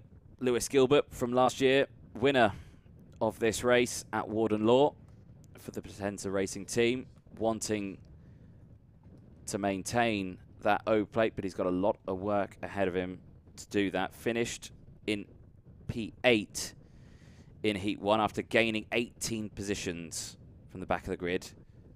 Had the same conditions as what they've got now, so all these drivers were running the slick tyres in their Heat 1. So nothing's changed overall. There, look a little further up the order. James Thompson in the 98, Jay Lewis in the 42, Theo Frederick there in the 26, Archie Brown, who had that coming together with Amelia Nelson back on the grid, and that's 79. Will Ellswood, the Chaos Sport team running that number 6. There is Amelia Nelson on the front. James Johnson also back on the grid. You can just see there in the Tony Kart livery in the number 50, starting on the 2nd row. After that coming together at turn 1, that exhaust has been reattached. And hopefully a better running this time around. Matthew Higgins, again, you can just see there, primed and ready to get going for Heat 2. There is the back of James Johnson, and green flag goes up. Karts head out. Let's have a look then at the starting lineup for Senior Rotax Race 6 Heat 2. Kai Hunter and Matthew Higgins, of course, locking out that front row. The two teammates, what can they do this time around? Clayton Ravenscroft and James Johnson round out row number 2. Leon Henderson and Amelia Nelson on row 3. Guy Cunnington and Will Ellswood on row 4. Sam Stansbury and Archie Brown on row 5. Brandon Klein-Nangelvoort and Theo Frederick will round out row number 6. Gabe Belanca and Jay Lewis on row 7. Cameron Crockett and James Thompson on the next row. Kieran Kay and Joshua Carrad, Riley Stevenson and Ryan Luscombe on row 10. Poppy Stevenson and James Tilstead on row 11. The rest of the field slotting through as well. Ronnie Smith, Lucas Ivaskavicius, Jake Davis and Lewis Gilbert at the back of the grid as well. There's a look at the intermediate classifications of what happened in Heat number 1 for the top 8. What's going to happen this time around? Here we go then. Revs raise into the tram lines. Lights are out. We're off and racing. Good start then from the front row as it will go through down the inside. Ravenscroft almost going for the race lead. A bit of contact, a bit of side-by-side jostling as they go through. But Ravenscroft holds on to it just about. Henderson to the outside takes second. They'll have the optimal line as they come through, but I think round the outside there was that potentially Amelia Nelson, who's taken the lead in this one. Oh, but there's two cuts off. It's Guy Cunnington is one of them. And who was the other? I'm not quite sure. Potentially, I think it was Amelia Nelson. I thought I saw Amelia round the outside going for the race lead. And, yeah, there it is, the 73 off the track. That's Kieran Kay for KR Sport, the 73. So that's a nightmare for Kieran Kay. Kieran, a very experienced karter here in the UK. Not how he wanted the O-plate to go. So, Higgins leads the way then from Ravenscroft. Ravenscroft from Kai Hunter. James Johnson still there in 4th place. Wanted to get past Leon Henderson just behind as well. So a big train forming from 2nd place backwards. Down into the bottom section they go. Nice and clean, nice and tidy. Back into the slipstream. Ravenscroft just holding that inside line. Everyone doing a good job. Down they go. Big look over the shoulder there for Ravenscroft. Kai Hunter not fighting that move just yet. Not wanting to potentially open up a gap for anyone to go down the inside. James Johnson there wanting redemption after the retirement in Heat 1. Ravenscroft here struggling to keep up with Matthew Higgins for the time being. Higgins still breaking away that gap just under a second. Just over a second now as they break the next timing beam. So at this moment in time, Matthew Higgins is running away with this one fairly quickly. I'm sure Kai Hunter will want to do something about that and get past Ravenscroft as quickly as possible, but for the time being is not going for a move down the inside. Just slotting into place. Again, all these drivers very experienced. All of them have won a race at some point in their career, so they know what they need to do. But at this moment in time, they are not doing it. They do need to work together, to which they are doing, but that gap is just ever growing. Someone's going to need to make the move here to try and close that gap. For the time being, Clayton Ravenscroft is doing his bit here, but I don't think it's enough, because that gap now 1.8 seconds across the line. Higgins is now breaking away with this one. 46.43 for Higgins, fastest lap of the race. On that last lap, it's just had it taken away actually from Guy Cunnington, the GP plate, who's currently in 24th place. Down 17 positions. It's not been a good start for quite a few of our drivers. Joshua Carrad, the E-plate dropping 2 places, currently in P20. Amelia Nelson dropping 15, currently P21. Archie Brown, 22nd place from James Tilsed. Guy Cunnington, Cameron Crockett, and retirement from Kieran Kay. Big move is out in this one though. Ronnie Smith, the 96 for Thule Motorsport, currently in P12. The 96 up 11 positions. Lewis Gilbert again, much better start this time around, up 12 positions for the O-plate, currently in P14 in these early stages. Would currently put him 10th in the intermediate classification for Lewis Gilbert for maintaining his O-plate for this year.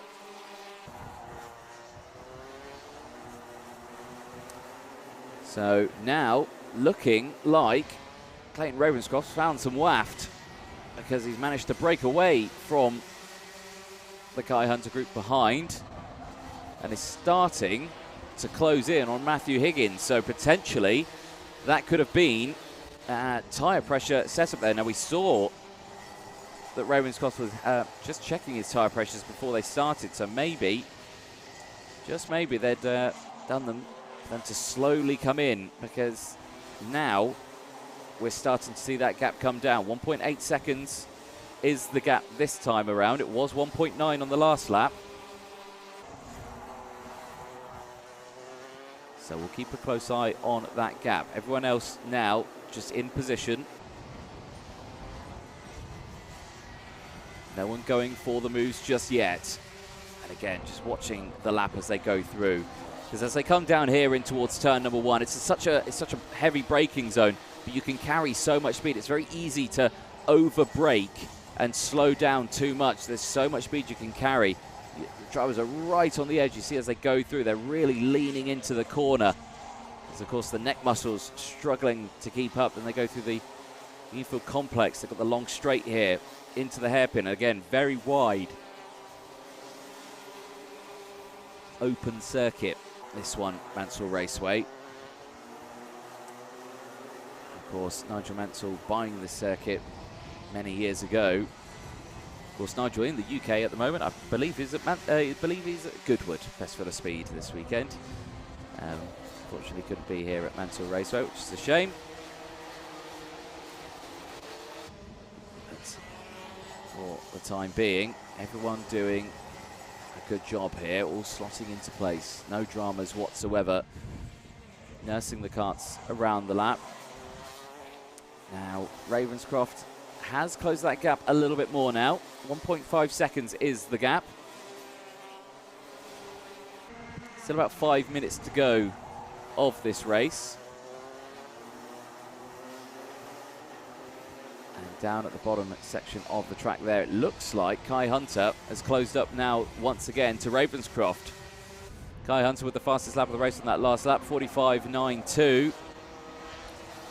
The only driver actually to get into the 45s. So Kai Hunter has found some pace now. Gap 1.4 seconds. So they are slowly taking a 10th out each lap. That's not enough. They're going to need to do some more there. Because Matthew Higgins, for the time being, is just going to drive away with this one. Nothing to worry about whatsoever.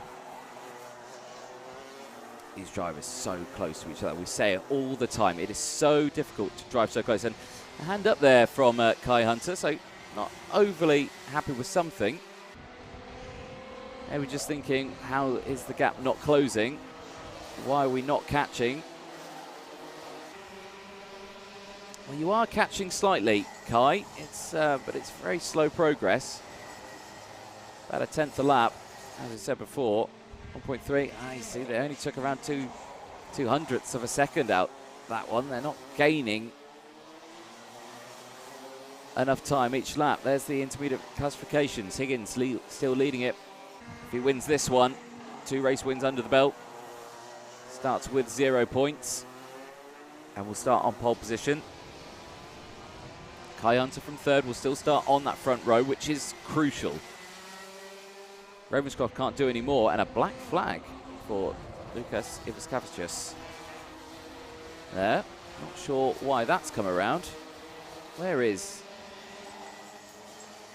Lucas out there? Lucas currently running in P20. Thule Motorsport driver. Obviously not done something to the steward's liking out there. Still the battle rages on for P2. Here's 3rd place. A little further back. Going through. 4th place also having a good little scrap. Leon Henderson under pressure from Will Ellswood. James Johnson still there this time around. His exhaust still firmly attached to the back of his kart. But again, now here goes Kai Hunter down the inside of Ravenscroft, gets that move done. Kai now taking 2nd place. But was that too late? There's still 2 minutes to go on this one. Has Kai run out of time to close up to Matthew Higgins? Because after that move, that gap's opened up again. 1.7 seconds now. As they go down into the bottom section here, what can Ravenscroft do? Is he just going to push Kai Hunter along now? He's not fighting back straight away, which is good to see. If he did that one, they would really lose time on Matthew Higgins, and they have taken out a 10th of a second already. So it's Kai Hunter's turn now to try and close up on Matthew Higgins, but I think they've left it a little too late.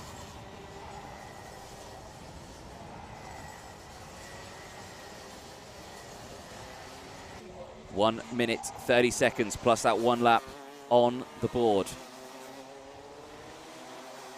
Keep an eye on this one, as looks like James Johnson has managed to get up into P4 there. He has indeed. So James Johnson, privateer, up into P4. It looks like the 42 of Jay Lewis has followed him along. Has indeed. So 2 privateers here running 4th and 5th in the senior Rotax category, which is excellent to see. Oh, there, look at the adjustments there from James Johnson under braking. Just had to really settle the kart there. Not something you would usually see in the braking zone of turn 1 here at Mansell Raceway. Looks a lot cleaner through the second hairpin. So all well there. Out of the complex that they go. Down into the back section of the track. Klein Nangelvoort still there as well. Locked in. Not going for any moves yet. Timer striking 0 in 20 seconds. So last lap board will be out this time for our race leaders who have already crossed the line. Gap 1.4 seconds now.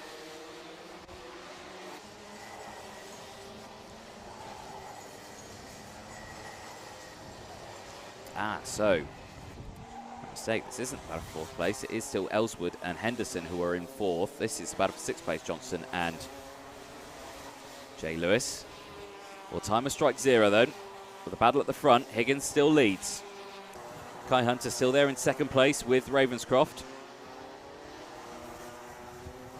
There's Ellswood and Henderson. That is the battle for 4th place. This is the battle for 6th down. Gilbert's got up into that group now as well. So Gilbert, good running up 17 places, currently in P9. Final lap board is out then for the final heat of the day.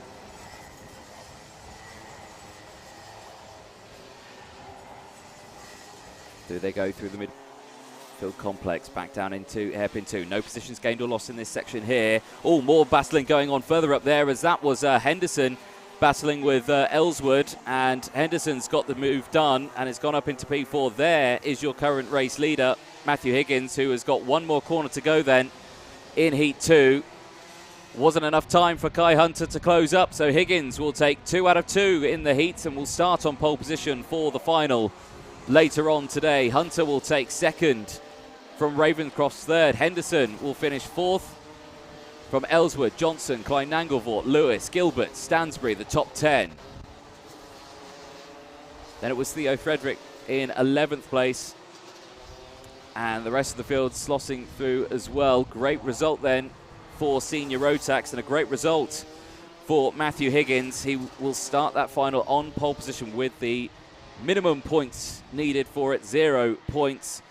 Kai Hunter will start 2nd from Leo Henderson and Clayton Ravenscroft. The 4, 8 and 10 points.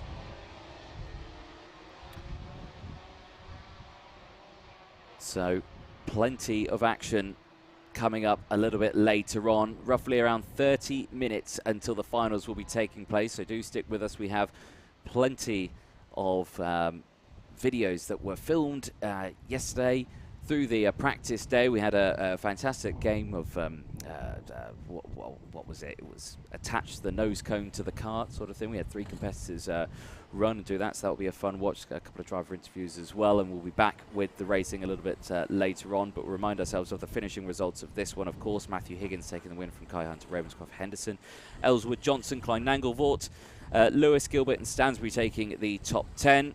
Theo Frederick, Riley Stevenson, Poppy Stevenson taking the top 13 spots from Amelia Nelson, finishing P14. Guy Cunnington, Gabe Belanca finishing in P16.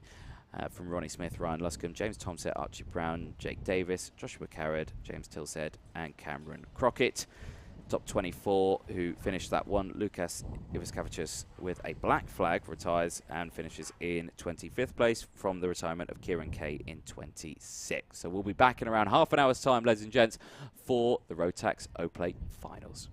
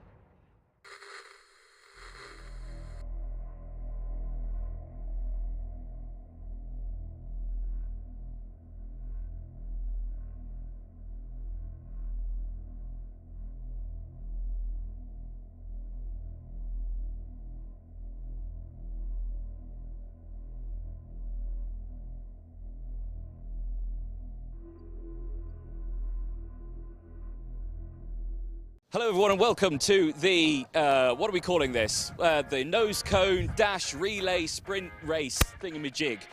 We have got 3 competitors who are going to be competing against each other to race to get their nose cone from one end of the paddock. They've got to run it back and then fix it onto their car, and then they've got to run all the way back to then win a Vera Tools cap. Let's meet our competitors. Competitor number 1, who are we please? Kai. Kai, and you race in the number 74 in Minimax? Yes. Excellent. Kai, are you feeling confident? Not really. Excellent, good man, good man. Keep up this good spirits. Who is here in second place in the E-plate? Who are you? Devon. I race for BKC Racing in Junior Rotax. Excellent. And then our final contender, who are we? Dalton Hayward. Dalton Hayward, and you race in the E-plate as well, in Minimax as well. Okay, all 3 of our drivers look competitive. Are the crowd ready? Yes, lovely. Okay then, on your marks, in 3, 2, 1, go! They're off. It's a good start. Very good start there for Junior. Oh, he's fumbled. He couldn't pick up his nose cone. There we go. They're run down to get the cuts up. It's Junior in the lead, but hopefully what can the Minimax do? Cuts got to get on there. Oh, everyone's struggling a little bit here. Oh, a bit fumbling. Looking good here on the 74. Remember, they have to run back. They have to run back to the other line. And our replay's gone already. Junior. Oh, he's taken it. There it is. Our winner. The rest of the cut, they're still fumbling over here. Oh, no, he's got it. Still fumbling. You can't help him, Dan. You can't help him. There we go, we're doing it. We nearly got it. There we go. Lower it, you've got it. Oh, dear me. It's all gone wrong. But we've got our winner. Come on down. I'm not walking all the way up there. Come on. Oh, good stuff. They still got it. There we go. Round of applause. Well, Reza, you did well. I mean, you're a junior competing against the Minimaxes here. I feel like you had a slight advantage there, so just a bit. But do we feel pleased about yourself? Of course. You beat some people younger than you. Well done. Yeah, excellent. You can be proud. You got a good family there. Let's chat to our second place man. Second place, not bad. Yeah, it had to be put on properly. I put it in as if it was pushed in, and then they said no, so I had to change it. So that's how I was delayed. There we go. Well, it's still a solid attempt, isn't it? Second place, you got it on there. No dramas whatsoever. There's one that is actually not managed to get it on at all. So you've done well. There we go. Let's have a chat with our third place. Look, what's gone on here? What happened? It's not got what? Yeah, I mean, to be fair to yourself, I remember you didn't know how to do this about 10 minutes ago, did you? No, not at all. Well, I mean, it's go back on that. I think, are you going to let Dad do it? Yeah. Let Dad do it, and then hopefully it stays on for the rest of the weekend as well. Yeah. I think that's a good idea. Well, hey. No, I can't do it at all. So we're on the same boat here. Well done. Well, there you go, our 3 winners. And again, big round of applause, please, for our number E-plate winner. Round of applause. Yeah, there we go. And we need to give him a hat. And we've got a third place Vera Tools cap there. Well done. You can take that one. You wear that with pride, lad. Well done. They've got you a second place Vera Tools Motorsport UK cap. There we go. Well done. Second place. First place, as promised. Well done. You've got a Vera Tools cap. How do you feel? Amazing. Excellent stuff there. Well done.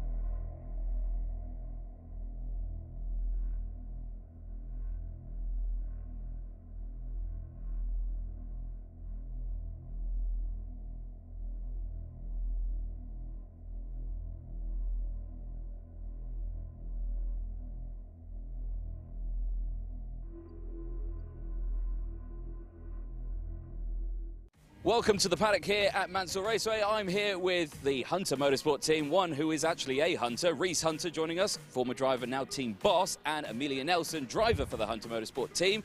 Reese, we're at Mansell, it's lovely weather, it's the Rotax Oak Plate. How are we feeling?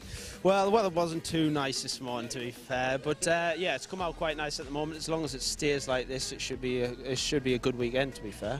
Now, tell us, what does it feel like to go to, what's civvy life now? You know, you're no longer a driver, you don't have the fame, really, you're team boss, you know, what's it like? Well, it's just a new challenge, to be fair. It's if you've been able to do it like I have and then try to make other drivers produce results, it's quite an achievement when they do, to be fair, and I just get as much enjoyment myself out of from when I raced to now when I'm creating future champions. Amelia, we were just speaking a moment ago, practice 4 was just out on the circuit, 4th fastest in that one out of 26, I think, drivers, so he's doing, well, yourselves are doing a good job. He's doing all right, he's doing all right. Well, you've got more of the hard work to do, you've got to drive the thing. Yeah, this is my home track, so I am quite quick around here, and I think we've got a little bit more to come, so we're hoping for some top 5 finishes tomorrow. Are you getting good tips from former British champion himself? Is he giving some good advice? Yeah, he is giving some good advice. There's no better man to talk to, really, about driving around here, especially. Kind of like a questionable yeah, that is. Like, yeah, kind of, yeah, I don't know. What do you say to that, Reece? Well, yeah, out of me and Kai, I don't think there's anyone better to kind of learn off. Well, I hope there isn't, if you know what I mean. But yeah, we'll see if the results show that.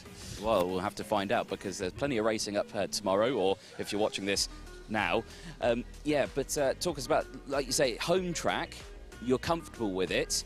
How many times have you actually raced here? How many laps have you done around this circuit? I've done quite a few, but budget for us has always been like a limiting factor. So I raced here for the championship for a few years, which is like 1 meet in a month. So yeah, nothing can really prepare you for the mixed conditions though. So hopefully tomorrow's weather will stay constant and we can actually get our heads into the racing.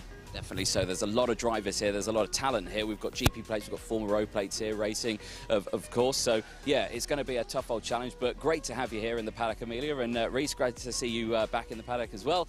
And, yeah, we're hoping for a good weekend. Predictions for the weekend? Well, if we can get into the top 5, I'll be over the moon. And if we can scrape a podium, maybe a couple of lucky dropouts, then we might be on the podium. Amelia, what do you think? I agree. Agree. Good at that. Look at that. Teamwork sorted. No problem here. Well, from us here, we'll be back in just a moment because there'll be more races coming up soon.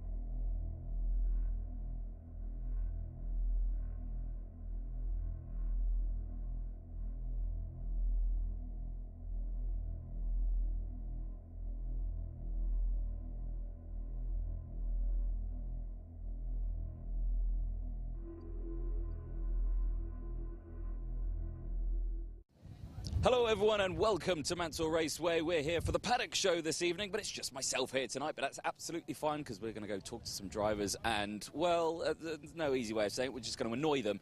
So let's go for a walk, people. Do join me along this one. We're going to just go chat to some privateers, we're going to probably go chat to some teams as well. But of course, the reason why we're here this weekend is, of course, the Rotax O-Plate, the Open Championships. The drivers here are going to be competing for that coveted O-Plate, and we're here with the, well, I'm guessing the JMS. Albert. I can imagine so. Is this your wagon here, the 87? Yeah, wagon, yeah. Looking relatively clean, bit scuffed up. Yeah, it was a little bit wet earlier, but no, we didn't really clean it for qualifying, but for the races, hopefully it'll be looking a bit more shiny. So, let's hope so. Thank you very much, mate. No problem. Best of luck there, Mr. Stevenson's. Let's see, who else have we got here? We've got seniors, but 3 seniors. Oh, this is looking very shiny, this one. It's all new sticker kits on it and everything. I don't know whose kart it is. The 98. Well, I should probably get my results out on my screen. Some cleaning there. How's it going? Good. Yeah. Hello, it's Sash Long with GMS. Yeah. Cleaning? What we're cleaning there? Just prepping the kart for tomorrow. It's gotten a bit grimy throughout the day. Just trying to put it right, ready for tomorrow. It was very wet this morning, wasn't it? It was very wet. It was, yeah. Very well aware of that one, but it's a good day, yeah. A good day, yeah. Where do we qualify? Qualified 19th, but it's our first kind of real event here, so not too bad. Yeah, a solid attempt. Let's say first real event here, so first time racing here, or? Had one practice day, really, but and that's it. So. Yeah. Oh, okay, so to be there, 19th, that's not a bad effort, to be fair. It's, like I say, a tough old track, this Mansell Raceway. It's very fast, very taxing. Smooth, very consistent, and there's some really good drivers out there. So. Definitely so. Well, best of luck for tomorrow. Enjoy the weekend. This is Alexander Adams-Acton's kart. Yeah. Look out for him tomorrow. Yeah, we shall do indeed. There we go. Heard it here first from the GMS tent. Perfect. Hello all. Right, let's go and, well, let's go for a ponder and talk to some privateers. I'll get my results up on my phone. I probably should have done that straight away, but I didn't because I am foolish. So let's get that up on my screen. Oh, look at that. It's already loaded. Perfect. Right, here's a car. It's the number 26. It's a senior 26. Who is senior 26? Who is senior 26? Who is Theo Frederick? Hello. I met you yesterday. You did indeed meet me yesterday, yes. Well. You work here. Look at that. You work here, you race it. So some would say you've probably got an advantage. I would, but we're only allowed to use Rotax karts 3 days a month because of noise issues. So I can't test my Rotax more than others. But I do know the track quite well as well, so... a benefit. Yeah, it's a benefit. It is a benefit. How did we do in qualifying? This is, yeah. It's P13. So P13? we're top half, just. Yeah, top half, you know. I think we'll go forwards tomorrow rather than backwards. Yeah. We're normally quicker at the start of the day when there's low grip. Like in practice, the first time practice, I came third. But qualifying is not time practice free. It's qualifying. So. Yes, yeah. It's kind of one shot, get it right. Or you're at the back. Yeah, so 13th, but move forward, hopefully. But I don't want it to rain. We're normally quite quick in the dry, but not in that session. But normally quite quick in the dry. Normally quite quick. Well, I mean, you hope it doesn't rain. Yeah. I mean, but mid-pack, even in the dry conditions at Mansell Turn 1, that's going to be that's going to be tough. It's going to be chaotic, but yeah, I don't know what to expect really. Yeah, I don't know. I think we're the highest of the privateers, so I'll take that. All right. I think so, yeah. Okay, anyway. Well, best of luck tomorrow then, Theo. I see you got some Haribo sweets there. Yeah. Oh, yeah, you got lovely. Thank you very much. All right then. Thank you, Theo. Best of luck tomorrow for Theo. Obviously, works here at the racetrack. Sorry if you're going to hear chewing now. It's probably going to sound absolutely grotesque. Here's another car. Hello. Who's our driver here? Sorry, do you mind if I squeeze through there? So there's no numbers on the car. So, right, who are you? Daniel Tribe. Daniel Tribe. Right, okay. Daniel, you're in juniors? Yep. Excellent. How's today been? It's been alright. Been on the pace off and off, so hopefully you can do better tomorrow. Hopefully. Dad and lad? Yeah, basically. Excellent, love it. Easy up on it. Was the car in the back of this? Yeah, it's in the back of this. How'd you squeeze it in? Oh, just take it apart, bits and bones. Special way of doing it. Yeah, special way of doing it. Take it all apart, then put it all back together again. Always in the same way. Lovely. But the car completely stripped off here, getting all cleaned up, ready for tomorrow? Yeah, we are. Want to be fast tomorrow. Another day tomorrow, isn't it? Yeah. Another day, and where are we starting, sorry, in that one? 23rd. We didn't really get the best out of the kart on qualifying, so hopefully you can do some damage tomorrow, really. I like that, yeah. Not to the cart, but yeah, no, exactly. Well, best of luck. Enjoy tomorrow, enjoy your race today. Thank you very much, guys. Yeah, there you go, look at that. Love that, lad and dad, in the back of in a van. Yeah, they squeeze it in, no dramas whatsoever. Let's have a little look further down. Let's go, Sam Pollitt Racing. Let's have a chat here. Right, evening all. Evening all. Now here's a man with style. He's got the same glasses as me, ladies and gentlemen. Who do we have here? Tom Markhill. Tom Markhill, No, right. Not really, no. I'm Charlie Hart's dad, Chris. Oh, right, Charlie Hart's. Right, Chris. Right, Chris. Well, how's Charlie done today? He's done very well. It was a lot of rolling over in that quali. Ended up P5, but I think we're all right from there, aren't we, Charlie? Top man. But yeah, no, it's a tough old track, is Mansell. It's quite fast. It's quite taxing on the drivers. But like you say, put it fifth. Yeah, that's a good result, isn't it? You can be happy with that. You happy with that? I'm happy with that. Charlie, you happy with that? He's not listening. Yes, Charlie. It's not. Are you happy with that? You happy with fifth? Yeah. Excellent, cool. Yeah, he's hydrating. That's what he's doing. Right. Well, yeah. The rest of the Sam Pollitt, I think it was a pretty good qualifying. I think for Sam Pollitt Racing, had a couple up there, didn't we? Ted's P2. What else have we got? Blake's B6 and Freddie's P14 or something. Yeah. 13. Yeah. It's a solid effort then. It's all good. Round of applause. Well done. There you go. There you go. Yeah, team spirit. That's what we like to see. Perfect. But tomorrow, very different day from today. Obviously, today we're practicing qualifying. Heats are coming up tomorrow again, and you've got drivers starting all the way through the field. So I think that's going to be. The biggest challenge, isn't it? Yeah, it's going to be close. It is going to be close. Any predictions? Charlie Hart's going to win, without a doubt. Look at that. He likes that. Charlie likes that. Perfect. Thank you very much, guys. Cheers, Chris. Cheers, Charlie. Thank you. There we go.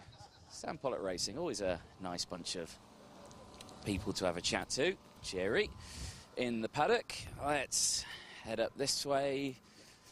Now, there is the Racing Perfection Birrell team.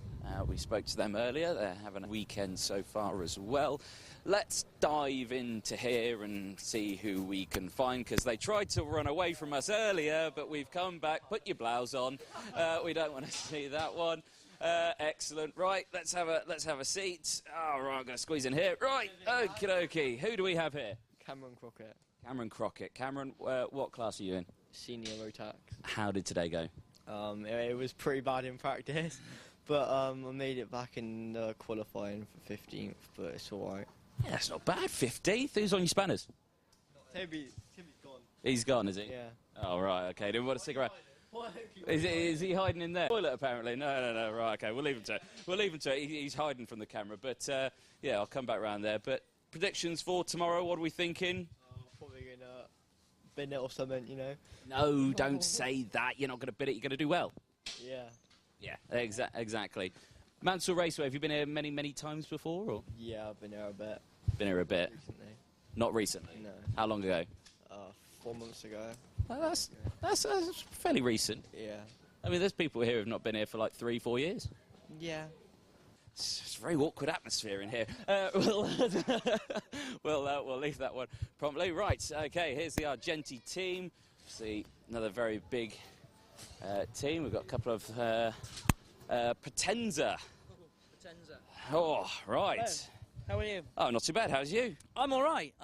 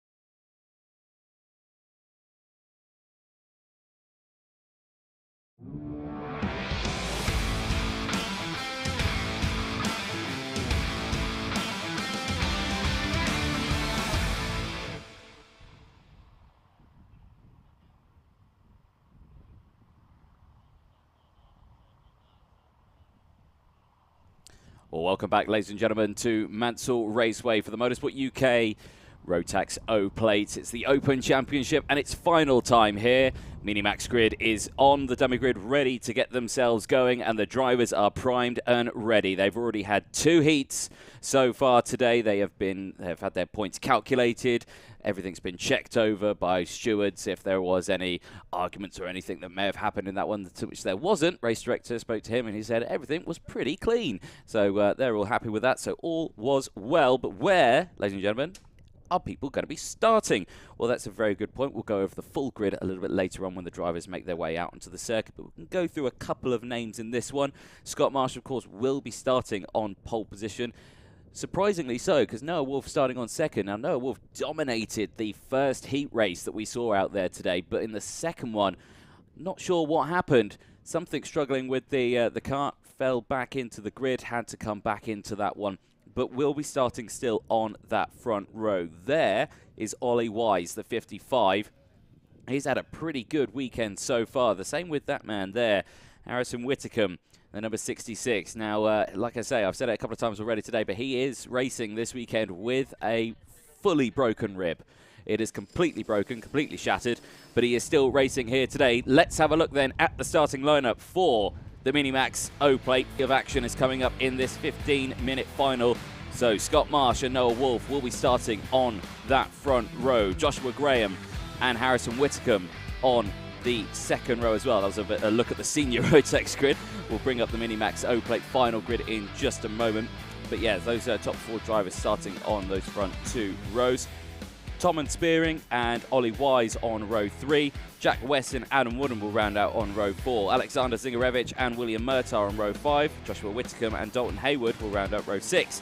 Kai Veach and Aris Miauskis, who's not had the best weekend this weekend, will be starting on the 7th row.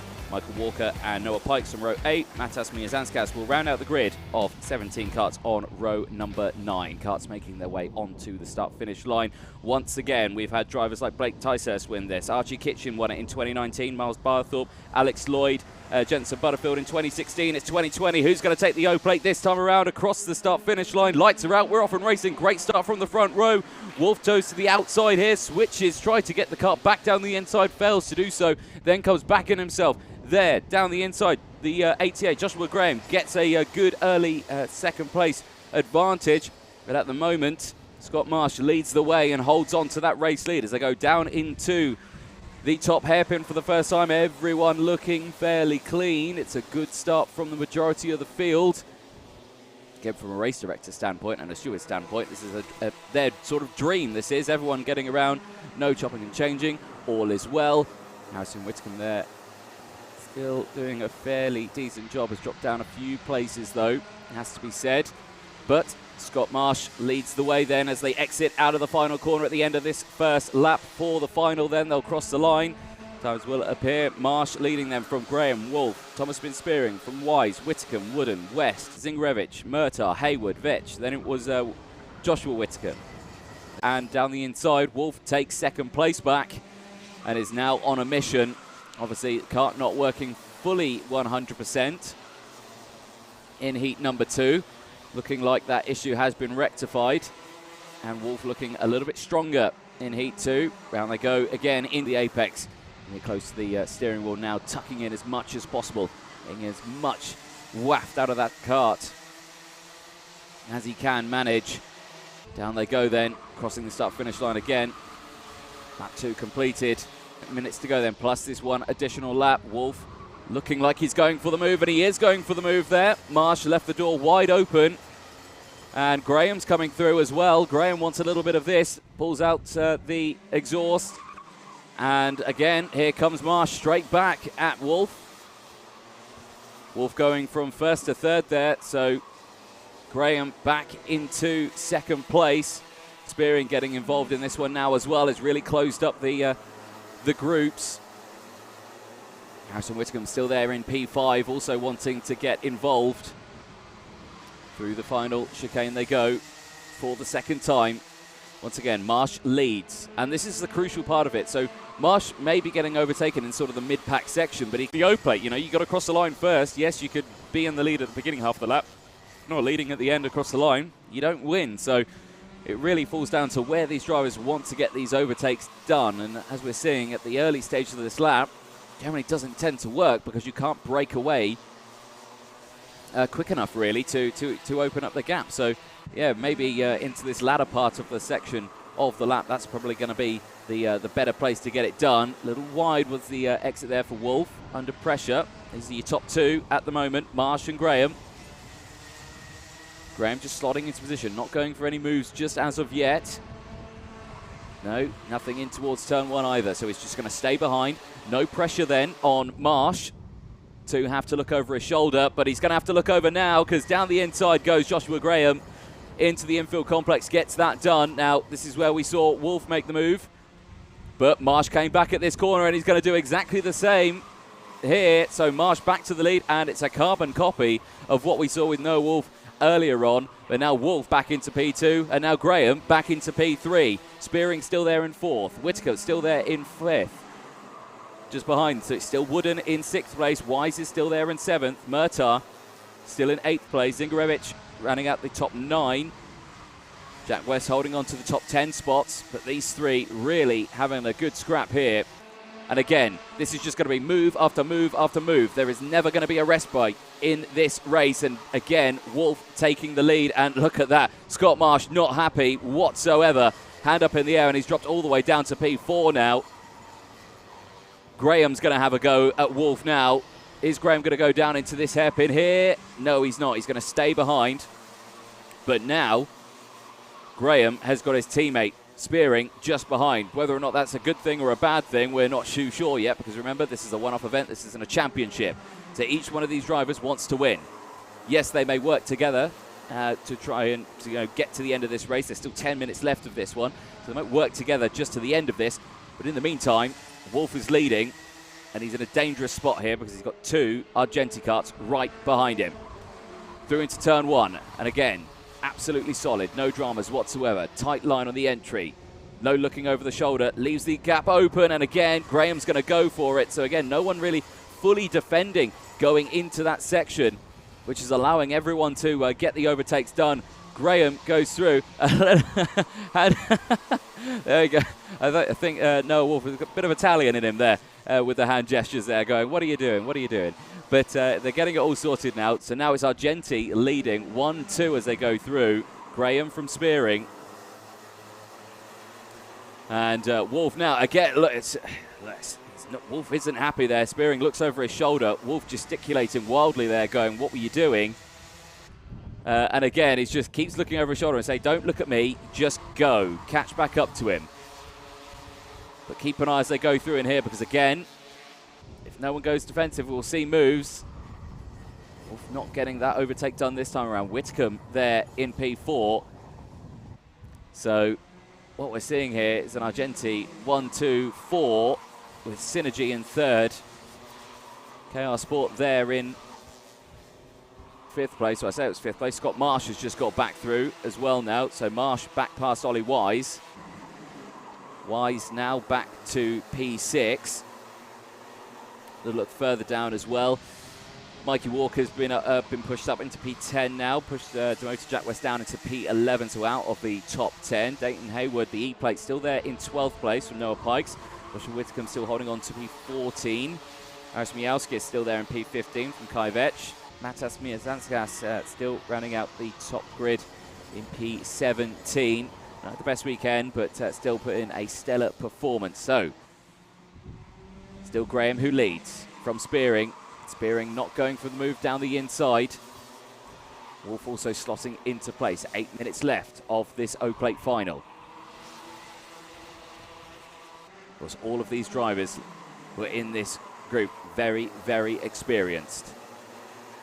Some know this circuit like the back of their hand. Some have not raced here for a number of years, but nevertheless, they are giving us a fantastic final. There's a bird in the middle of the track. He clears quickly. Probably a wise thing to do with these karts coming around at full chat. Trust me, they may be nature lovers, but they're not going to slow down if a bird's in the way. They're going for that race win. And again, down the inside, Wolf takes it. Whitcomb follows now on Spearing. Spearing's going to hold on to it. So Wolf now back up into P2. That's allowed Graham to break away. That's crucial, because now if Graham's got the clear air, he may be able to just drive off with this one, but he's got to see what Wolf can do.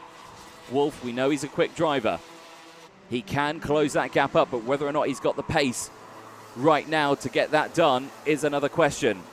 Scott Marsh has now got himself back up into P3 as well. This is the battle that you're watching here. Spearing down into 4th place. Ollie Wise still there in 5th, and that number 55. Remember, it was Ticehurst who won this last year. He's now moved himself up into the junior Rotax class. He is racing here this weekend, but there are no O plates in this category this year. We are about to crown them this time around in about 6.5 minutes plus that one lap. And again, no moves then through this top section. They're in the lull now. They're in the lull of this race. They've found their position.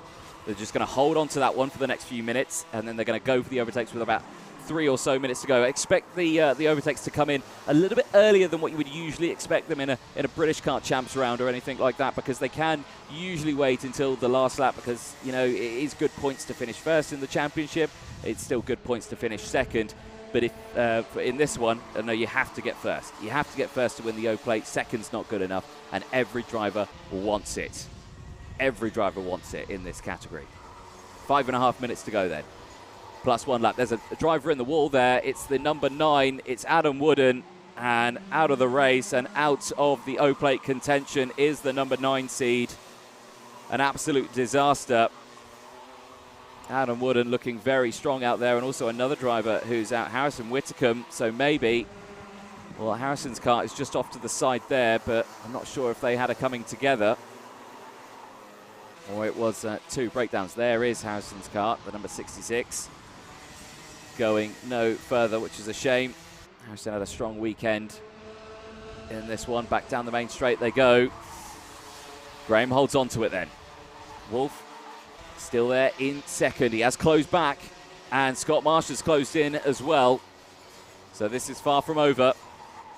5 minutes to go then, plus that one lap. Wolf looks over the shoulder, just checks it's clear. Marsh is there though, not close enough for the move. Again, Marsh has had a fantastic day. Started this race on pole position, dropped back in the early stages.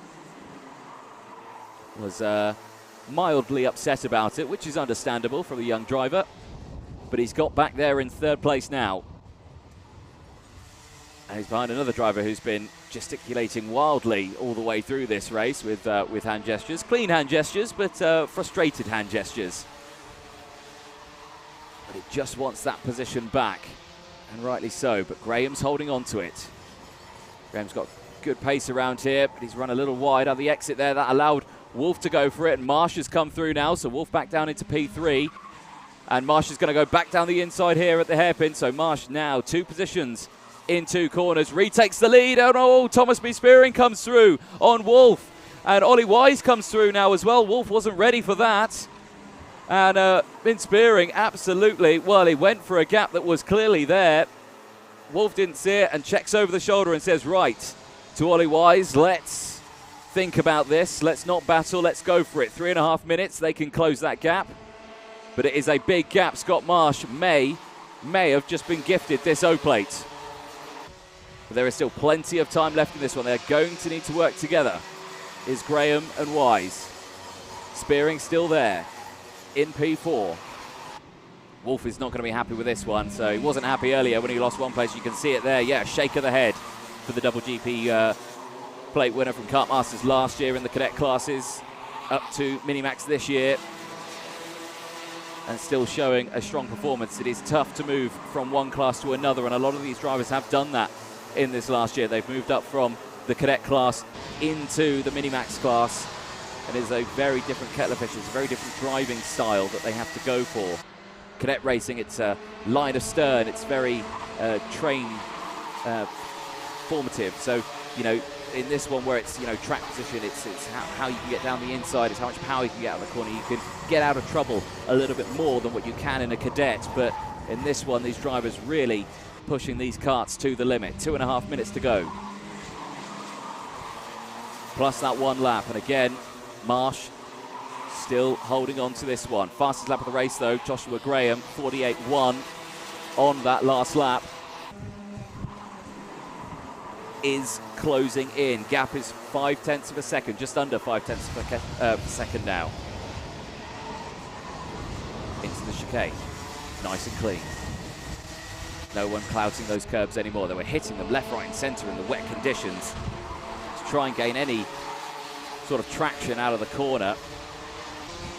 But now in these dry conditions, everyone's sliding through and down the inside goes Spearing on Wise. Ollie Wise was wise to avoid that one because they almost came a cropper in that midsection. Slots back into place, and now back at the front here, Graham has closed in on Marsh. Now, Graham has been fooled by Marsh's overtakes in that second hairpin on many occasions in this final. Graham will always go for that move into the midfield complex. We always see it. And then Marsh gets him back at the next hairpin. So let's see what happens this time as it's all three wide here for third place. Spearing defending from Wise. Wolf now closed right onto the back of it now. Wolf on the outside. He's going to try go for the switch back here. He's going to not have the optimal line as they go through here. And now he's going to be under pressure from William Murtaugh. So no positions gained at the front. They've stayed the same.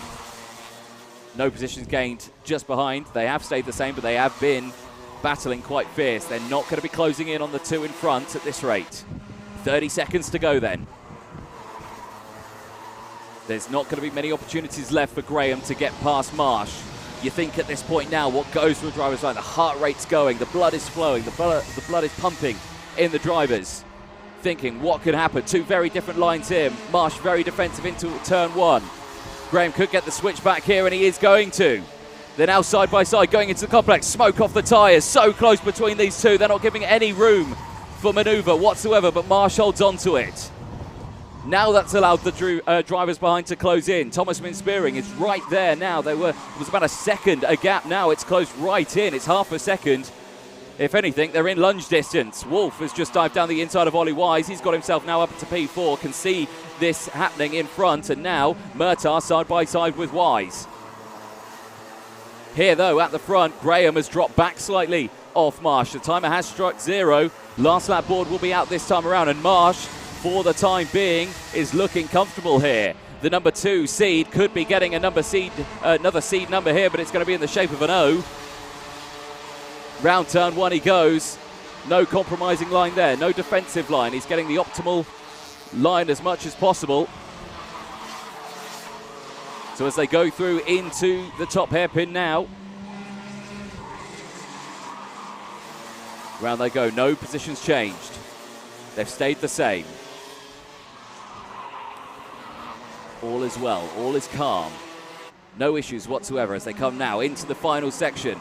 There's not really any opportunities for any moves to be done unless we see an absolute lunge into the final corner. We're not going to see anything here, and Scott Marsh is going to exit this final corner, and he is going to come the 2022 Rotax O-Plate final winner, and he'll receive that illustrious O-Plate here this weekend. A fantastic run for Scott Marsh this weekend. Joshua Graham, try as he might, finishes in P2. Thomas Spearing, a fantastic run for him, also finishes in P3. Noah Wolf, despite the fact that he tried so hard and was leading this one, only finishes in P4. Ollie Wise as well, a great run, finishing P5 from William Murtaugh, who tried his hardest to gain those positions. Mikey Walker, great result for him, finishing P7.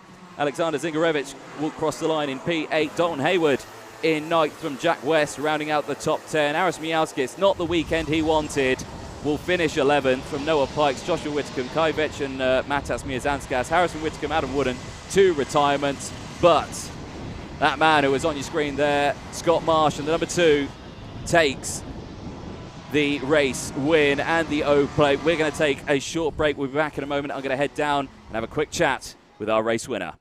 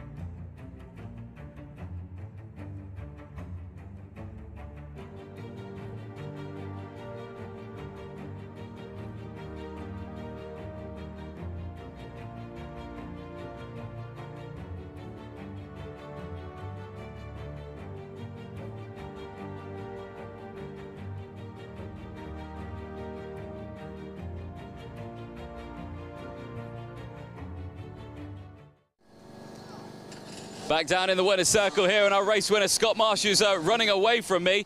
You say there, Mr. Cameraman. Scott, come on over, get your helmet off, mate. What a race. What a race that was. I can already see your cheesy grin under your helmet. Well, hey. Well, lady, do you want me to hold your gloves? All right. You got it, you've got it. Right, the people can see you. Millions watching. Scott Marsh, the O-plate this time around, well done. Thank you. Just an amazing race. Was so hard to get because we dropped back and then we had to come back forward. We just managed to get the best of it, really. I mean, yeah, talk us about that, because you did drop back at quite a way, and I could see the frustration in the hand gestures coming from yourself, but you played it cool, you came back, take the race win. It's another one to add to it. Thank you. Yeah, brilliant stuff. Anyone you'd like to thank? I'd like to thank my mum, my dad, the whole of DHR, Time Racing Engines, all my family for support, and Liam, my mechanic. Thank you. Well, brilliant stuff. Scott Marsh there, your 2022 O-plate winner. I'm sure his mechanic very happy as well. Our second place man, Joshua Graham, is around. Let's see if we can chat to Josh very quickly. Josh, without getting run over by a cart, talk us about that race, mate, because it was looking so good for you. It was a tough old race out there. Tell us what happened. Got into the lead pretty early, just got a bit of a gap. Then the drivers behind sort of closed up, but pretty disappointed, but still second. It's second in that one. I mean, these one-off events, they are hard, they are tricky, but does it make you come back a bit stronger for like the championships and the more that are coming up? Because, you know, there are still more seeded numbers out there for grabs. Yeah. So brilliant stuff. But anyone you'd like to thank? Argentina Motorsport, KR Chassis, Ogden Race Engines, my dad, Terence Starr, Ron Meadows and Danny Sweeney. Brilliant stuff, mate. Chin up, Joshua. Well done, P2, mate. Excellent. Let's have a chat with our third place man, Thomas Van Spearing. Thomas, well, again, that was a bit of a roller coaster of a race for you as well, wasn't it? It wasn't the race win, but what a wicked race it was. Yeah. I had a couple of tough heats ready for the final, so I just got my head down and made move after move.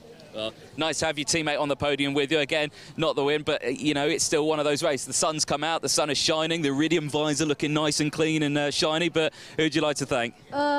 My mechanic, Ethan, and all of Argentina Motorsport and Ogden Racing Engines. Brilliant stuff. Well, well done, Thomas, on a third place win. Thank you. Thank you very much. Excellent. Well, that's our three drivers from the Mini-Max class for the O-plate. Scott Marsh will be over the moon. He can replace that number 2 with an O this time around, but I'm sure he'll be fighting for the number 1 of the British champs as well. Going to take a short break. We'll be back with the Junior Rotax O-plate final in a moment.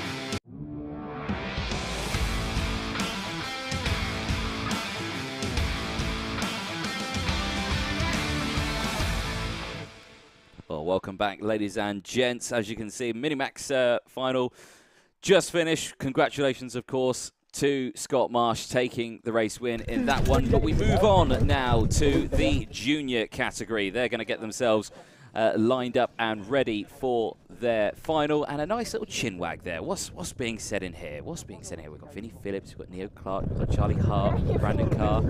Hello, lads. What are we chatting about? Well, there's Dan Ashton there, Clark, of course. A few words there with Neo Clark, I'm sure, just explaining the start procedure to Neo. Obviously, don't want any false starts in this one, so making sure that all is well. But back here with the trio conversation, Ethan Jeff Hall has joined the chat. How long until we bring back? Oh, I thought I was going to hear a response from Dan there, but I think he's unsure about when the green flag is as well. Obviously, I don't have a physical grid in front of me for this one. They only just cleared this race, so we have got a grid. Obviously, they are gridded up, but I haven't been given it because it was only just announced. So they had carts on trolleys, and last second they were all dumped off the trolleys and they all disappeared, and they got going there. So we'll have to see. There's Jez Williams. Now, Jez had a bad qualifying, not a great qualifying, started kind of mid-pack for the heats. Stroke of genius in Heat 1, one of two drivers who put the slick tyres on the kart, the rest of the field on the wets. Came through from near the back of the grid all the way to the front to take the race 1 heat win, and I think finished around P8 or so in the second heat, resulting in him being able to move up quite some way. But I have got now a physical, well, not a physical grid, I've got a photo of a grid that's been kindly sent to me from Motorsport-Timing's Ian Rogers, who's here this weekend, supplying all our timing needs, which is very, very handy. There is Jake Davis, privateer driver. He's starting, well, he's back on the 11th row, so he's still quite some way to go. Now there's Brandon Carr's just behind him, so I don't think that matches currently what I have on my piece of paper, so there might be some chopping and changing that needs to happen here. So Dan Ashton just having a few words of the drivers just before the start of this one.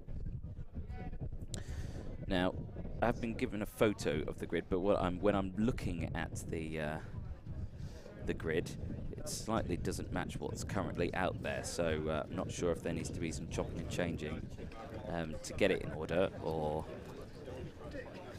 I'm looking at the wrong thing. But we'll find out.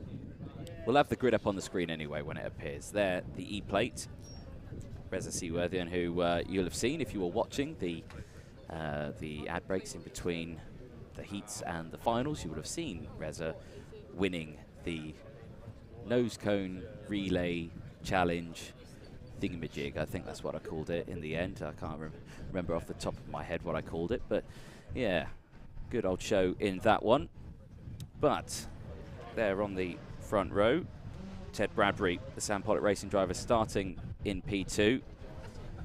Ethan Jeff Hall starting just behind as well. Ethan's had a tough old weekend on this one, but he's showing good strength, showing good performance, managed to get it back up there. There's Blake Ticehurst. Now, Blake Ticehurst was last year's Mini Max O-Plate winner.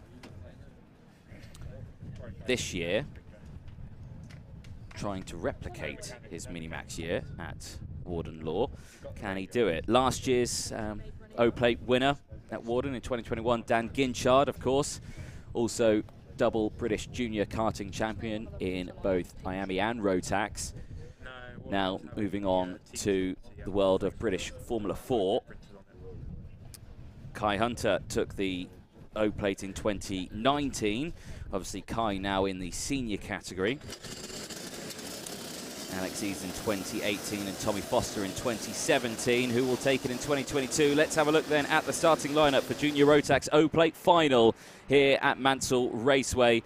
Plenty of action we're going to see in these 15 minutes, and Neo Clark and Ted Bradbury are going to start on the front row. row 2 as well, just there. Charlie Hart and Blake Ticehurst, and Freddie Allen, Jez Williams, Ewan Charman, Alex Duncan, and Ollie Stevens going through on 5th and 6th place, or 5th and 6th row, I should say. Daniel Tribe and Henry Brumont on row 7, Alfie Davis and Razor C. Worthian on row 8. Row 9, Brandon Carr and Benjamin Bartlett, Harry Mitchell and Gustav Uzakos to round out the top 20, Thomas Behrman and Harry Maynard on row 11, Leo Purchase and Matthew Lambert on row 12, Charles Green and Alexander Adams-Acton on row 13, Braden Hill and Archie Loynes on row 13, Arthur Thacker, George Spilsbury, Gregory Eckers and Aditya Kulkarni on the 16th row, and the entire grid. Let's see what they can do then. Into the tram lines, taking it nice and steady. The sun is shining. Who is going to take the O-Plate in 2022? Lights are out. We're off and racing. Great start from the entire grid as they go down in towards turn 1. Bradbury on the outside and a spin. It's Ollie Stevens. The 9 is off the track, but Neo Clark now takes the lead. So Neo Clark with the early lead then gets away. Can he break away from the field though? Bradbury is right there behind. Clark slightly defends there. Hart comes through to take 3rd place. Keep an eye on the rest of the field as Harry Linden, the number 7, has got through, I think, up into P4 now as well. Number 7 he has done indeed, as Hart down the inside of his teammate. Bradbury now being pushed out wide. He's got to defend the position. Vinnie Phillips trying to come through. And Vinnie Phillips does get through now up into P5. So across the line they go. Clark now dives to the inside to cover off Hart's attack, and he comes through now. Clark holds on to it, and down the inside Harry Linden gets it done and tries to get them all done in one corner. Hart goes out wide there, and off the track now goes, I believe, Adam Cup maybe, as they go through then. 13 minutes to go. Out of the infield complex, Clark now leading comfortably. 0.6 of a second is the gap. Linden still there in second, under close pressure though from Charlie Hart. Bradbury, his teammate, just behind. He's got a rear gunner. They can work together now and try and close this gap up. Jez Williams there in the number 8, who was the driver who ran slightly wide in the previous lap. He's still there. Oh, not lost much positions. Got the company of Vinnie Phillips just behind. Freddie Allen there in 7th place from Ethan Jeff Hall. Brandon Card's actually up into 9th place. Alex Duncan has dropped down a couple of positions into P10. Ewan Charman there in 11th. Speaking to Ewan, he says he's not had the best day. Heats weren't great. So, give him a little pep talk, and hopefully you can see Ewan improve a little bit in this one and come back in this final. But he's got a lot of work ahead of him. Still plenty of time to get it done. Neo Clark then still leading the way. Confident and comfortable as Vinnie Phillips down the inside gets it done on Jez Williams. And Ethan Jeff Hall has come through as well. So the two Strawberry teammates working together now. You can see there Ethan, who is a much smaller driver than the rest of the field, really kind of falls into the kart quite a lot. It's a lot lower than the rest of them, can really gain a lot in terms of a slipstream effect. But as they go through again, battle starting to form behind Sam Pollock Racing's Charlie Hart. Harry Linden there, still not going for the move as of yet. He's going to monitor the gap. Jeff Hall looks out of the slipstream, dives down the inside of his teammate. Vinnie Phillips gets it done, and Jez Williams comes back through now as well. So it was well timed by Ethan Jeff Hall, because it doesn't look like he's lost much time or momentum to the two in front. Now you can see there, still managed to latch onto the back of Harry Linden. And now this group comes in, because now Phillips is under immense pressure. Williams back down the inside, gets it done. Brandon Carr's in there as well. Ewan Charman coming through in the fight. Back further up, Ethan Jeff Hall still latched onto the back of it. So fast down this main straight. These drivers really pedal to the floor, nailed all the way down this. 11 minutes to go, sideways under braking there for Ethan Jeff Hall. Gets the move done on Harry Linden through turn number 1. Absolutely perfection, but I think Linden takes it back. He does. But you saw it there under braking. Absolutely committed there was Ethan Jeff Hall to stop that kart before he got to the apex. Couldn't quite get the move completed though. But it just shows how much these drivers want this O-plate, that they are trying moves here and there, and he's done it. Ethan Jeff Hall has managed to get past Harry Linden. So keep an eye on Ethan Jeff Hall. He set the fastest lap earlier on. Ted Bradbury's just set the fastest lap on the last one, 47.1. Keep a close eye on that 51. Looking very, very quick out there. There's confirmation of Ted Bradbury's 47.1. Currently leading the way.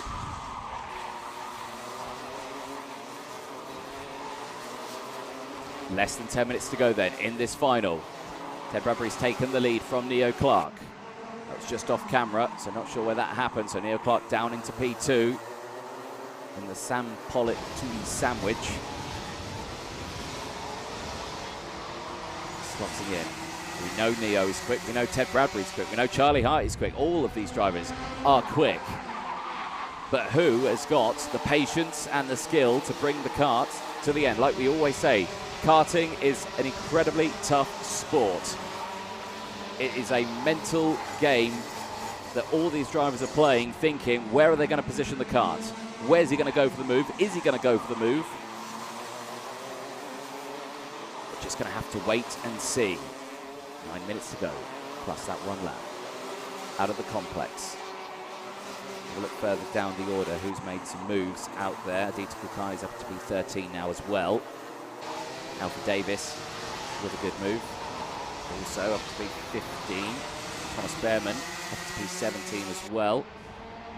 Gustav Uzakovs with a good recovery up to P19 as again Bradbury defensive from Neo Clark. That's allowing Hart to close that gap back up again. And again, here comes Ethan Jeff Hall. He's into the fray. Jeff Hall looking to go for the move. Can't quite do it. Slots back into P4. Charlie Hart furious. They're just saying, come on, just go, go, go. But his teammate Bradbury is just starting to defend slightly here. It's not extreme defense, but it is just that little bit. He's just moving the car a little bit over to the middle of the track just to make drivers think, you know, don't go down the inside because I'm going to fight you for this. So again, no, Neo Clark looks over his shoulder, sees Charlie Hart and says, yeah, you go for it, but I don't think he believes him, man. I don't doubt that he believes him because he's going to go down the inside here at turn 1 on Bradbury. Gets it done. Bradbury fights back though, and that's the classic switchover move. Yes, you can easily dive down the inside there to take the position, but you're going to lose it instantly as you exit. Ethan Jeff Hall again trying the switchback move there for P3 on Hart, but is failing to get that done. He's got good momentum here, and he's going to continue that momentum in towards the hairpin. He does finally get the move done on Charlie Hart, and crucially at a key spot there because he didn't lose a lot of time. 7 minutes and 20 seconds left on the board then. Absolutely mountains amount of time left in this final. And Bradbury is doing a fantastic job of holding off Neo Clark. Neo Clark's going to try and move here, there, and everywhere. But for the time being, is just going to stay there in second place. Tried the move earlier on. Last lap, he's going to do it again. Very late on the braking. Gets it done. This time, holds it on the exit. So Neo's learning from what Bradbury can do in terms of defence and holds on to it. So Neo Clark now takes the lead. That's brought everyone back in, and Charlie Hart's got back past in front of Ethan Jeff Hall. Now a gap's opened up from that move. Ethan Jeff Hall straight back at it. Straight back at it. Don't let them break away. Classic one there that we always see. Many a famous racing driver knows that if someone gets past you, your best bet to get past them back is at the next corner. Don't let them break away too soon. But now there's a gap. The gap's around half a second now between these two groups. They're going to have to close it up. Brandon Carr, in the meanwhile, he's starting to close in on Hart and Ethan Jeff Hall as well. Currently in 5th place, Harry Linden in number 7. He's having a good run this weekend, but is struggling in this final. He's dropped back slightly into P6. Alex Duncan, good running from Alex Duncan actually, up into P7 to number 63. Good performance from him. Jez Williams again, the man who won Heat 1 on the slick tyres. Currently in P8. Not managing to make any more moves. Ewan Charman still there in P9. Much better drive here. But again, under investigation, Freddie Allen, the number 66. There is Freddie out there. I don't see him on my timer screen anywhere close to the front. Freddie Allen currently in 31st place. We've lost Harry Maynard. He's out of this race so far as Bradbury and Clark again at it. And Ethan Jeff Hall's come through now as well. Fastest lap of the race. He had the momentum down the start-finish straight. Now has got into P2 and now the race lead. So the young driver, who wasn't one of the favourites to take the O-Plate this weekend, but is really showing his skill out there. Ethan Jeff Hall, a very quick driver and has won many, many races in his time, and is wanting to win this one. And we know Ethan Jeff Hall is quick at the Mansell Raceway circuit because he has won races here in the past as well in the British Championship. So he is very skilled around this circuit. But so are all of these drivers. Bradbury still there in second. Clark not able to hold on to it. Brandon Carr dives down the inside. The 30 plate for KR Sport dives down the inside of Charlie Hard and takes P4 away. But now he's got a lot of work to close up that gap, because that gap is now just under a second. It's about 0.7 of a second is Brandon Carr from Neo Clark. So he's got to close that gap up. 4 minutes to go on this race then. Jeff Hall holds on to it. Brandon Carr still there, no positions gained, and at this moment in time this is crucial. If they don't start scrapping, Brandon Carr won't be able to close up if he hasn't got the pace.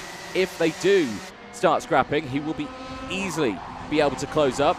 No moves here into turn one. Look at the rubber that's been laid down on the circuit here. It was pouring down with rain in the morning. The rain cleared, the sun came out, the clouds have come over again, but it hasn't rained again since. Neo Clark with the fastest lap of the race. Still there in P3. He's not managed to use that momentum. He has managed to use that momentum. He's got past Ted Bradbury for second place. And he's put that Thule Motorsports car back into P2. Ethan Jeff Hall still comfortable in the lead as they whiz into this complex, this tight complex. There's no runoff here whatsoever. If you make a mistake, you're into the barrier. As they go through, back onto the start-finish lane. They finish lap 15. They're on now lap 16 as they go through, and again, Ethan Jeff Hall looking like he's breaking away here. Young driver looking comfortable in that Strawberry chassis, the Tony Kart chassis for the Strawberry Racing team. Clark trying all that he can. Brandon Carr still having a good race. Charlie Hart still there in 5th place. Harry Linden still in 6th. Jez Williams now up into P7, sorry, has managed to get past Alex Duncan. Charman still there in P9. Vinnie Phillips still there in P10. Aditya Kulkarni in 11th. Alfie Davis still holding on to 12th place from Henry Beaumont. Daniel Tribe, great result so far for Daniel. P14 for the privateer driver. Thomas Behrman still there in 15th for Musakovs. Whether seaworthy on the E-plate, the English champion, struggling here at Mansell Raceway. Only P17, but still putting in quick times. He's got the pace of the front runners. Ollie Stevens, after his spin early at the start, he's recovered back to P18. Leo Perch is still there, and Alexander Adams-Acton still rounding out the top 20. Only still one retirement from this one, Harry Maynard. After about 5 laps of racing, he retired from the race. This is the battle a little further back. This is the battle for 6th place, as Jez Williams has actually managed to get past. Harry Linden now is defending from Linden. Linden down the inside, but I saw Linden's nose cone there, and it looks a little wobbly, I have to say. It looks okay there. May have just been the bumps in towards turn 1, but he gets that move done. Vinnie Phillips now struggling. Aditya Kulkarni comes into the fray. Aditya lifting up the radiator flap there just to cool the engine down slightly. Very late on the brakes there was Jez Williams.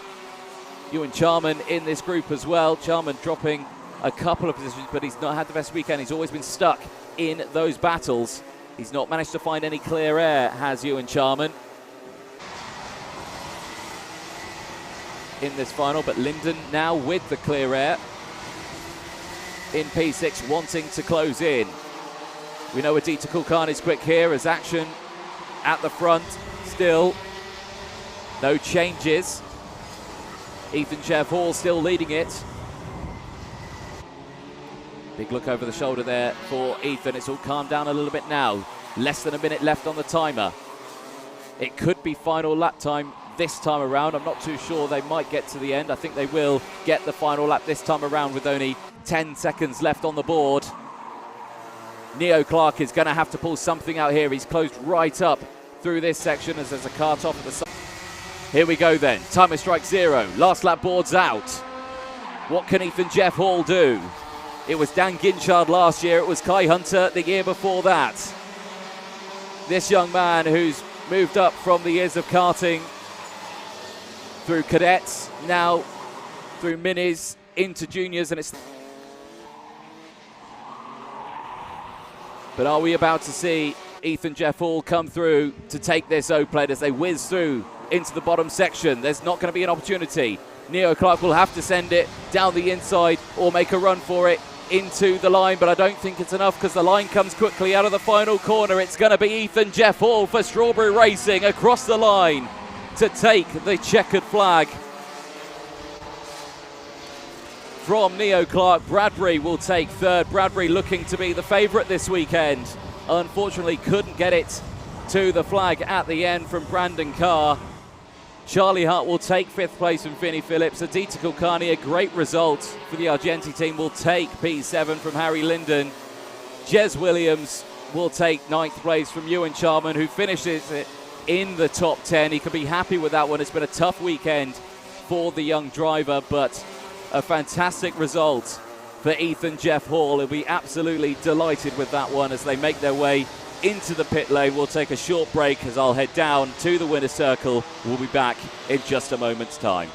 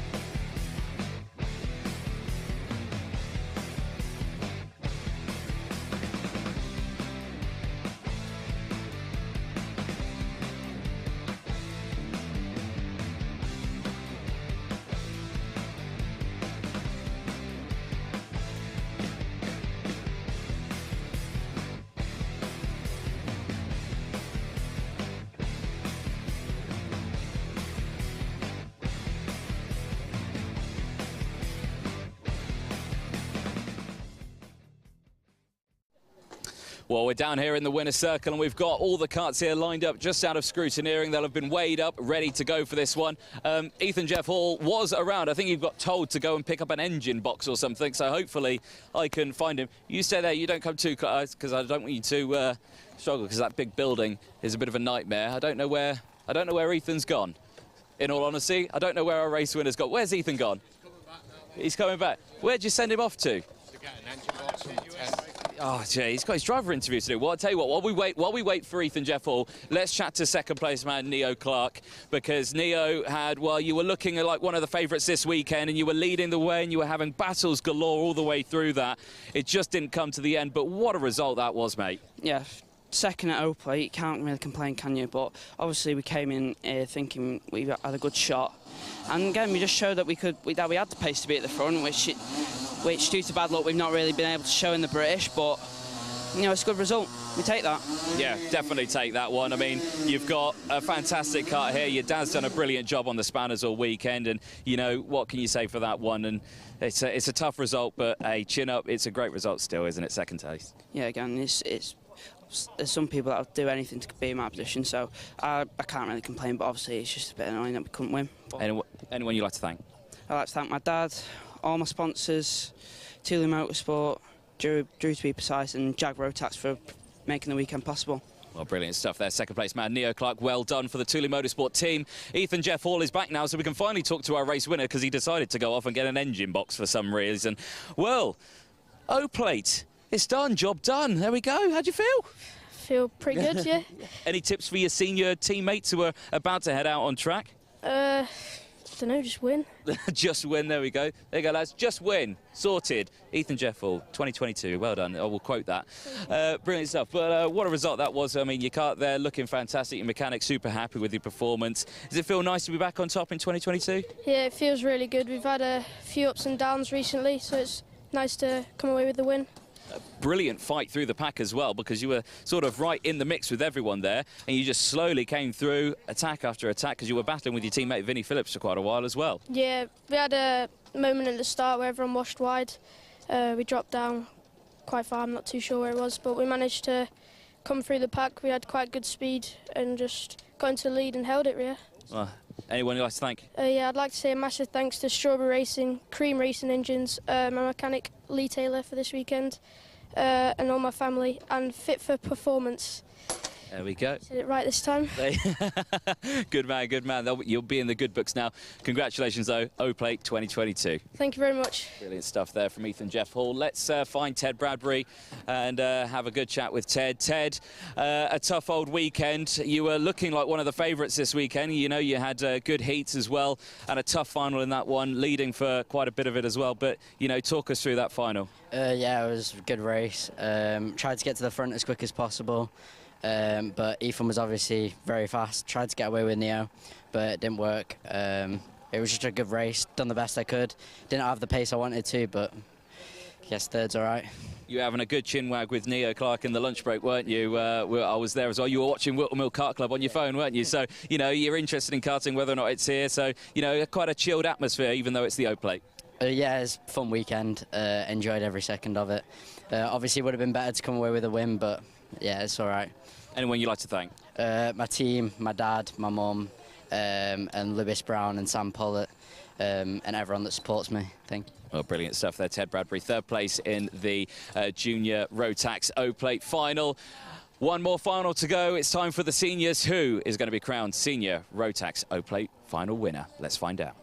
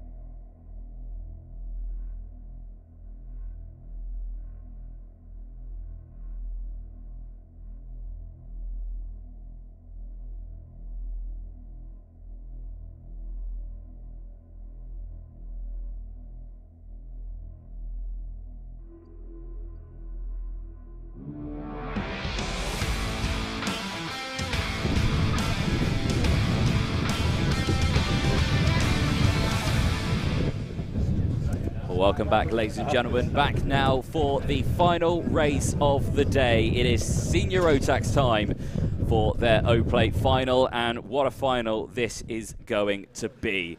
Last year's O-Plate winner is on this grid, and he's starting on the 3rd row in 6th place. Lewis Gilbert in the pink helmet. You can see him just at the side there, getting his rib protector on.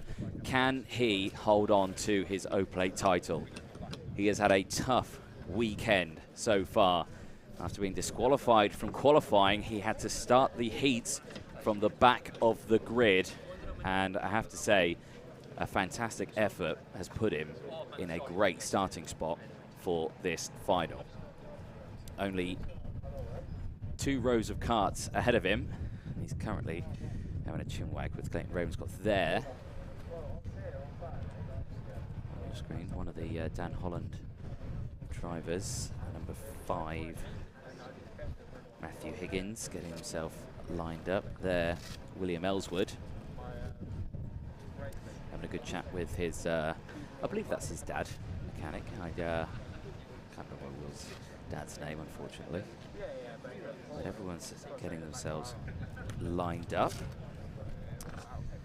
Will starting on the 2nd row in his number 6. Sam Stansbury just behind as well, and then number 37 on that 3rd row. He'll have Lewis Gilbert, the current O-Plate champion, alongside. Now, we're speaking to obviously Ethan Jeff Hall down there, and he had his advice to his Strawberry teammates. Now, don't get too confused, because Strawberry out there, you'll see them. They're in the Tony Kart green and the Tony Kart green chassis. They look remarkably similar to Lewis Gilbert's kart, but Lewis Gilbert isn't part of the Strawberry team. He is part of the Potenza Racing Engines team, so he is not part of the same team. So he's in a different awarding. He's not over in the same one, but a lot of karts who look kind of the same there. There is Clayton Ravenscroft having a brief chat with his teammate Will Ellswood before this final. And good to see that camaraderie between teammates, but of course that will all change once the engines fire up and they head out on track, because of course this is a one-off event. Somewhere near the front, 15 minutes plus a lap is a good enough amount of time to have a good, hard and fair race, which is what we're after, hard and fair. Respect each other please into this first corner on the start and the first couple of laps until it settles down a little bit please, and just make sure you're in your tram lines for the start. That'll be ideal. Have a fantastic final, everybody. There we go.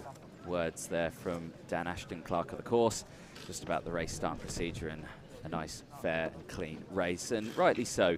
You know, a lot of these drivers very experienced. They've been in the game for some time now. In the senior class, we've got fresh seniors who are of a young age. We've got older seniors who are very well matured in their years of karting. So there is still quite some age gap in this one. Of course, seniors start from the age of 15, like birth year 16 years of age. So you can still be quite young in this category, but a lot of these drivers in their mid-20s also, or late teens. Drivers getting themselves primed and ready then. What are we going to expect from this one? Get your comments in. Make sure you're liking the stream. Make sure you're sharing the stream as well, because this is going to be the best of the best of British karters this weekend here at Mansell Raceway. Green flag goes up. Let's have a look then at the starting grid for the final race of the day here at Mansell Raceway for the Rotax O-Plate final. Matthew Higgins and Kai Hunter will start on that front row. William Ellswood and Clayton Ravenscroft will round out row 2, DHR versus KR Sport. Sam Stansbury and Lewis Gilbert will round out row 3 from Leon Henderson and Guy Cunnington. A Strawberry Racing lockout on row 4. Brennan Klein Nangelvort and Theo Frederick on row 5 round out the top 10. Gabe Belanca and Ryan Luscombe will round out row 6. James Johnson and Jay Lewis on row number 7. Archie Brown and Amelia Nelson, who had contact together in one of the previous races, start alongside. James Thompson and Joshua Carrad, Ronnie Smith and Poppy Stevenson, Jake Davis, Cameron Crockett, Riley Stevenson, James Tilstead, Kieran Kay and Lucas Ivaskavicius on the final row. Karts are on the start-finish lineup. Who's going to take it? It was Lewis Gilbert last year. It was Reese Hunter the year before that. Lights are out. We're off and racing. Good start from the front row. The two DHR drivers working well together. They don't come together. They don't defend each other. They just slot back into position and they get going. Great start then from the front. Matthew Higgins, the 5-plate, holding on to the race lead, but the two KR Sport drivers are not going so friendly. They're side by side still, that main pack. But Ravenscroft, I think, comes out on top. No, it's not. It's Ellswood who comes out on top. And now Ravenscroft dives down the inside. Sam Stansbury coming through as well. Keep an eye behind because Guy Cunnington's wanting to get involved in this battle, as well as Lewis Gilbert. Keep an eye on that Oak plate this time around, starting much further up than what he was doing in the final. He had to come through from the back of the grid, gaining 18, 19 places in those heats. All he's got to do is gain about 6 in this one, and he takes home his Oak plate once again this year. They cross the line for the first time. Higgins then leading from Kai Hunter, Ravenscroft, Ellswood, Stansbury, Gilbert, Cunningham. Then it's Henderson. Brandon Klein-Nangelvort there in 9th place, and Gabe Belanca, the Australian driver, there in P10. Of course, these are 15-minute finals plus that one additional lap, and already we're starting to see a breakaway between Higgins and Hunter. Now, is that going to stay like that all the way through this final? And then they battle, and a technical flag for Leon Henderson, the 94 Strawberry Racing driver, is not going to be able to replicate his teammate Ethan Jeff Hall O-plate win in seniors. He is going to have to pull into the pit lane, and he will be out of this final unless they can repair the car quickly. But he stays out on circuit. I'm not quite sure what's up with his car, but something's been spotted, and he's going to have to bring that in then. On top of the hill, you can see the DHR team are on top of the banking there, watching the race. The KR Sport team are on top of their truck. And a change for the lead because Kai Hunter has now managed to get past Matthew Higgins. So Higgins now into P2, is now into the clutches of Clayton Ravenscroft, who has just set the fastest lap as well on the last lap. So Ravenscroft here, it's a one-off event for him. We know he's quick as back down the inside goes Higgins. So we thought these two were just going to drive off together in the sunshine and then battle with 3 minutes to go, but that's not happened here. And now KR Sport's getting involved in the fray. Clayton Ravenscroft now into P2. Ellswood there in P4. Down the inside, a huge lunge under braking there from Ravenscroft. He almost outbrakes himself and goes into the barrier. That allows everyone to bunch up, and now Ellswood is in P2, and it looks like that is Kai Hunter. It is Kai Hunter back in the race lead. So Ravenscroft now down into P3, and crucially, Matthew Higgins down into P4. So the two KR Sport drivers have nerfed out one of the DHR boys out of the way. One more to go, and they could be battling for this race lead very soon. 12 minutes to go then. Black flag's now out for Henderson. He's not adhered to the meatball flag, and now he's going to see himself disqualified from this final, and that's not what you want to see. 11.5 minutes to go then. Back down the inside goes Ravenscroft on Higgins. So Higgins tried to break up the two KR Sport drivers, failed to do so. Now look behind. Guy Cunnington, the GP plate, has closed in and is looking very, very quick out there, I have to say. That GP plate Strawberry Kart looking very quick. Has closed right into these groups.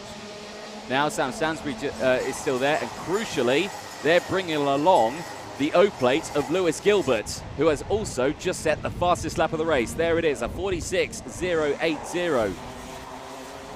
Courtesy of Motorsport Dash Time. Thank you very much, Ian Rogers.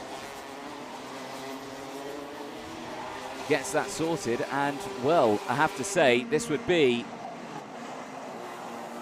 one immense performance from Lewis Gilbert if he could win this. As he had, obviously, disqualified from qualifying. He had immense pace in the heats, and now showing what he can do in the final. But I have to say, it's starting to open out a little bit here at the front. Kai Hunter looking very comfortable in the race lead as Stansbury gets that move done on Higgins. Higgins now fading here. James Johnson sets the fastest lap of the race. James saying he had an electrical issue in one of his heats and it was just dropping backwards. Also, one of the pins broke in the brake pedal, meaning that he had no brakes really, and he was coasting for half of his heat too. I think they've got that repaired and he's back out and showing why he represented the UK at the Rotax Max Grand Finals, but also, crucially, why he deserves to win that O-plate. He's right there behind Lewis Gilbert in P8 and is closing in and is following along. Higgins down the inside of Stansbury, Gilbert down the inside of Stansbury. Gilbert has to slot back as Guy Cunnington now sets the fastest lap of the race. I said that strawberry cart was looking quick and is now showing that. Stansbury now nerfed back to the back of this group. So Stansbury will be down into P8, Gilbert up into 6th, Johnson up into 7th. Keep an eye on this group. So the gap now, Kai Hunter, after about 8 laps of racing now as they're about to complete, is laid by just under a second now for the Dan Holland Racing team. William Ellswood not managing to close in, and now his teammate strikes. Ravenscroft goes for P2. Thinks, right, now it's my turn to try and close in. Slot in behind me. Let's close this gap because it's 1.1 seconds now to go. They cannot let Kai Hunter break. There. 4th place. Got good pace, has Guy. Fastest lap of the race in the last lap. Not going for any moves yet, but already we're starting to see Ravenscroft. Keep a very close eye on that as that goes through. Keep an eye on the rest of the field place. James Johnson still there in 7th. Brandon Cohen-Dangerfield still there in 9th. Dave Belanca still holding off the top 10. Counting to P15 at the moment. Riley Stevenson also good running at the moment. P16. James Tomset in P17. Kieran Kay currently in P18 as this cover just receiving a warning flag currently. So Hearts just making their way around that mid-flag section. So the gap now 1.4 seconds. In 2019 in the senior Rotax class. Can younger brother Kai in P13 for the time being. 5 minutes to go, and again, no chopping and changing. They're in the lull. Look over the shoulder there for Ravenscroft, just seeing what's going on behind. There is a sizable gap between himself, a couple of kart lengths between himself and Will Ellswood. Guy Cunnington not going for the move yet. Everyone's slotting into place, and just Cunnington going for the move there. That was quite a way back. Gets it done though on Ellswood. Ellswood nothing to risk. Now is starting to fade in this race because he's now got James Johnson just behind. James, very quick driver, who's had mechanical gremlins all the way through today. Looking strong in this final, clouting the curb. There goes Guy Cunnington. And long trains forming all the way throughout this. 4 minutes 40, and Higgins back down the inside of Cunnington. I don't think Cunnington was ready for that one. He did leave the gap, but I think it wasn't too much of a gap, so I don't think he was expecting that move to come so soon. That is allowing everyone else to break away at the moment. Kai Hunter, well, he's driven away with this one. He's 2 seconds clear. There's Ravenscroft in 2nd place.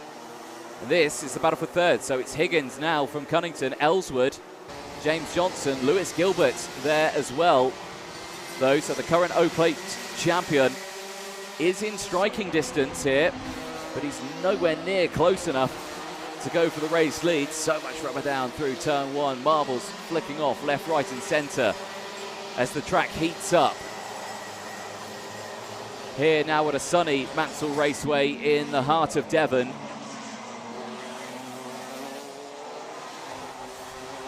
And these drivers just absolutely line astern. Spectators filling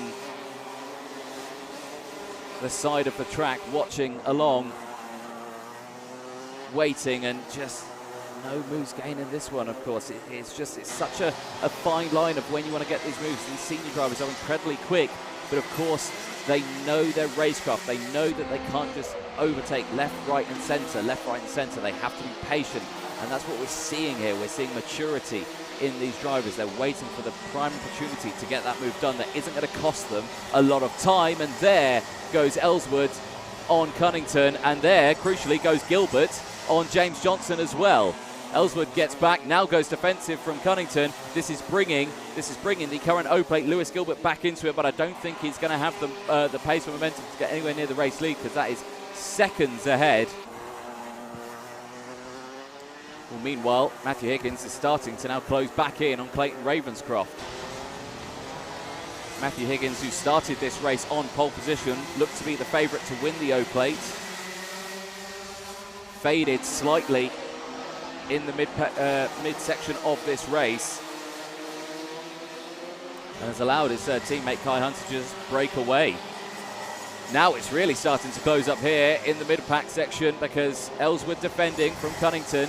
Gilbert still there. Now this is Strawberry versus Potenza.